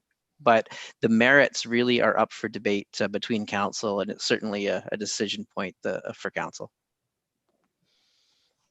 Okay. Do you have any follow-up? Oh, sorry. Maybe Warden, we should defer this for now and let people marinate on it a little bit before you move forward with the second step and marinate on the first, and we can come back with a bit more information for you. I think that would be a smart move. I would probably agree with that. I did pull up Councillor Vanderheyden. So in all fairness, we did pass it at our special meeting on July 28th. And in retrospect, I don't think we did spend a lot of time discussing the proxy end of it. It was more the virtual side of things. Exactly. So that was that. Councillor DeVete, did you have your hand up? I didn't see it in here, but it just occurred to me. I don't remember reading it. I don't think it is in here. Does proxy voting apply to all of our votes? So in the event of a recorded vote or a weighted vote or all of those votes, this applies equally across the board? Yes. Okay, thank you. Okay, to Bill's point, did we want to entertain a motion to defer this? Councillor Vanderheyden. I will make a motion to defer this so we can get more information onto the pros and cons of why you would have a proxy vote and what effect that will have on our meetings and on our votes. Perfect. A seconder for that, please. Councillor Ropp. Any other discussion? All opposed? Okay, we'll look forward to that being brought up in the future. Okay, back to Dirk. Proposed plan of condominium for the municipality of Strathroy-Caradoc. Thank you, Madam Warden. So I mentioned new forms of development that we haven't seen as much of in the past, and here's one of them. So this is a vacant land plan of condominium in Mount Bridges, 36, what will be units in a condominium, but essentially will look just like lots in a plan of subdivision, and it is to be developed on full municipal services. The planning report that Tim Williams authored and provided to local council, along with the other attachments, are included with the report. And I would note that Strathroy Caradoc Council did support the application on September 8th. An agency ministry circulation was undertaken, and the comments received were either addressed through the process or can be addressed as conditions of draft plan approval. So for instance, the county engineer's requirements related to improvements to County Road 81 are included as conditions. So in the end, I am satisfied that it's consistent with the provincial policy statement and conforms with the official plans, and I would recommend approval subject to conditions. Okay, thank you, Dirk. Questions, comments? Okay, you've got a motion in front of you. I'd be happy to entertain a mover and seconder. Councillor Richards, seconder, Councillor Warwick, and all opposed. That's carried. Cindy, 2020 PSAB budget. Thanks, and through the warden. Attached is the net 2020 Public Sector Accounting Board, or PSAB, full accrual budget. We are required to present a PSAB budget on an annual basis. There are a number of steps which are listed in the report that we have to go through each year to take a tax rate budget or a cash budget to a PSAB full accrual budget. For example, we have to add back the amortization expense. So at this time, I'm recommending that the net 2019 PSAB full accrual budget required for the 2020 financial statement purposes be approved. Thanks, and happy to answer any questions. Okay, questions on this one? Okay, can I get a mover and seconder to support the recommendation in front of you? I think Councillor Vanderheyden had a question, but I may be wrong. I'm sorry. I just sorry, yeah. I missed that. No, I'm just sorry. I was trying to find where Cindy had it in the report because I wrote it on a piece of paper and I don't see it. So the proposed budget is less than it was last year because of something you said in the report that we were over estimated on one of ours, because the last column is the proposed budget, right? Correct. Okay, so the net budget 2020 says 44,630, but the actual one is 40,601. It's in regards to what we have to add and take off, and you'll look at it will be the employment. So that would be let me look at my steps, that would be step 7. So the actual budgeted amount is not the net budget, it's a PSAB budget. So our regular budget still stays the same, but this is just a PSAB. So this is for like our generally accepted accounting principles. Your actual budget from what I presented does not change. Does not change. It's more of a formatting. Okay, sorry, I just wanted to clarify that in my brain. No, that's no problem. That's why you really have to look at that schedule, which is page 3. And it really does take you through each individual step, and it really shows you what we're adding and what we're taking away. And I appreciate how you wrote that because I know PSAB is pretty complicated. It is, absolutely. But I just want to reconfirm the budget that you approved is still the budget that you approved. Okay. All right. Can I get any other questions? Okay, then can I get a mover and seconder for the recommendation? Councillor DeVete and Councillor Elliott. All opposed? And that's carried.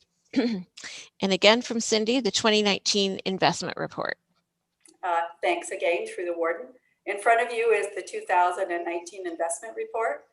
The investment portfolio is administered by county staff, but we work very closely with Scotia McLeod, who actually does the investing. We meet or have conversations at least quarterly and sometimes more often if we have investments that have to that are retiring and we have to reinvest. So at year end, the county's combined investment are 19 million with a cash balance of 16 million. These balances reconcile to the audited financial statements. The portfolio earned an average of 3.3% during the year. I will note that 2019 continued to be really low on the return basis. As a result of COVID, as you can well expect, and I've talked about it in other budget updates, we will have an impact on our investments. How much? It's kind of, we have to wait until the end of the year, but no question there will be an impact. Administration will continue to work closely with Scotia McLeod to maximize our portfolios and our return. We will try to currently keep things more in short term than long term just because of the rates. At this time, I'm asking County Council to approve the report. I'm happy to answer any questions. Okay, thank you, Cindy. Questions, Councillor DeVete. Oh, you're muted, Ina. Sorry, I thought I got it. Thank you, Warden. Through you to Cindy. Cindy, given the rates of return and the opportunities for diversification when you're looking at fixed term or fixed rate investments, have you considered looking into one investment and the opportunities that you can do there through the various portfolios that are offered to municipalities now? Thanks, through the Warden. Thanks very much for that question, Councillor. At this point, I haven't looked into that. It is fairly new, but I have been reading other investment reports from different municipalities, and they are using that combination. So it's definitely something that I need to look into for this year. Okay. All right. Any other questions for Cindy? Councillor Mayhew. Yes, thank you very much, Madam Warden. Cindy, the governor of the Bank of Canada the other day, at one time he said he'd never consider negative interest rates. But just last week, he said he'll never say never again, that we could be looking at negative interest rates in terms of a stimulus for the economy due to COVID-19. They're running out of tools. And one of his tools may actually be the initialization of negative interest rates in Canada. It will be a ways away, but it may be on the horizon. So I can understand the challenges that you've got. Thank you. Thanks, Alan. Any other questions or comments? Okay, Cindy's asked us to approve it as presented. Can I get a mover and seconder for that recommendation? Councillor Warwick, the seconder. Councillor Brennan. All opposed? And that's carried. Okay, correspondence and information items. General payables to October 2nd, 2020, totaling $818,562.58. Planning payables to October 2nd, 2020, totaling $1,799.79. Electronic payments for the month of September 2020, totaling $1,713,100.10. Social service payables to October 2nd, 2020, totaling $941,823.16. Strathmere Lodge payables to October 2nd, 2020, totaling $249,436.49. Road payables to October 2nd, 2020, totaling $2,676,062.83. MLPS payables to October 2nd, 2020, totaling $1,069,433.17. ITS payables to October 2nd, 2020, totaling $43,614.68. Economic development payables to October 2nd, 2020, totaling $24,404.02. Can I get a mover and seconder for those to receive those for information? Oh, Councillor Cornelissen and Councillor Richards, all opposed, and those are carried. Moving on, Strathmere Lodge Family, Friend, and Responsible Party Newsletter, October 2020. Councillor Vanderheyden. In the interest of time and your voice, if you want, I don't know if this is possible, just to take items number 10 to item number 28 as one motion. If somebody wants to pull one out, they could if they have a question on it. That way you don't have to read every single one. And that is why you are the voice of experience around the horseshoe. So I to think she's even deputy warden. there you go. No, Councillor Smith would be. Sure I am. Oh, right. He lost that per diem. I forgot that. Sorry, Curtis. So to Councillor Vanderheyden's point, I think that's a very good option. Does anybody want any of those pulled? Councillor Javid. I just have one question, and it actually involves two of them, and I'm not sure, maybe Kara can answer the question. There's the update from the Western Ontario Wardens Caucus where he talks about the funding that was received through the Regional Relief Recovery Fund. And as I was reading that, I thought, oh, gee, I wonder how much Middlesex got. Don't I come to the item where we're talking about our own, pardon me, our own task force, resiliency task force. And I think it was Todd Copeland that noted that we got $400,000. I don't know if you know this or if Kara can answer this, but I was wondering, would 400 have represented what we got out of that fund, or is that just a portion that went through to his organized CFDC, or was there other money, or is this something we have to wait to find out because it's still coming? That's a good question. It is a good question. So I'm not sure about the reference to the $400,000. If there was, that may be particular to the CFDC's portion of the RRF fund to date. However, my expectation is that there will be another tranche because there was just another recent announcement. And then there's a separate tourism relief and recovery fund, which I've reported on to you previously, of which we received a grant for $138,000, which is what we're expending at this point. And the expectation was to expend that by December of this year. However, we just received notice a few days ago because of the phase 2 restrictions in certain areas and those kind of things that we will actually have till March of 2021 to expend that if we require an extension. Okay. Thank you for that. I was just curious. So if no one has any questions, I'm happy to move to receive those items as suggested by Councillor Vanderheyden. Okay, I'll just make one more call for anybody that wanted anybody to speak to any of these items. Okay, so then that's moved by Councillor Javid, a seconder for that. Seconder. Anybody want to second that? Councillor Elliott. All opposed, and those are carried. Inquiries. Bill, you wanted to bring up something just very quickly, I think. Yes, I'll take your cue on that. I just wanted to have on the record to all council members that we were asked by the Ministry of Health and the Oneida First Nation to help with ambulance management services. And so the warden and I have been in constant communication with Neil on this and making sure we understand what the risks and what the services are that are going to be provided. And Neil has been appointed the acting chief for Oneida. And Neil, can you just give us a quick update on what the next steps are so council's fully in the loop, right up to date?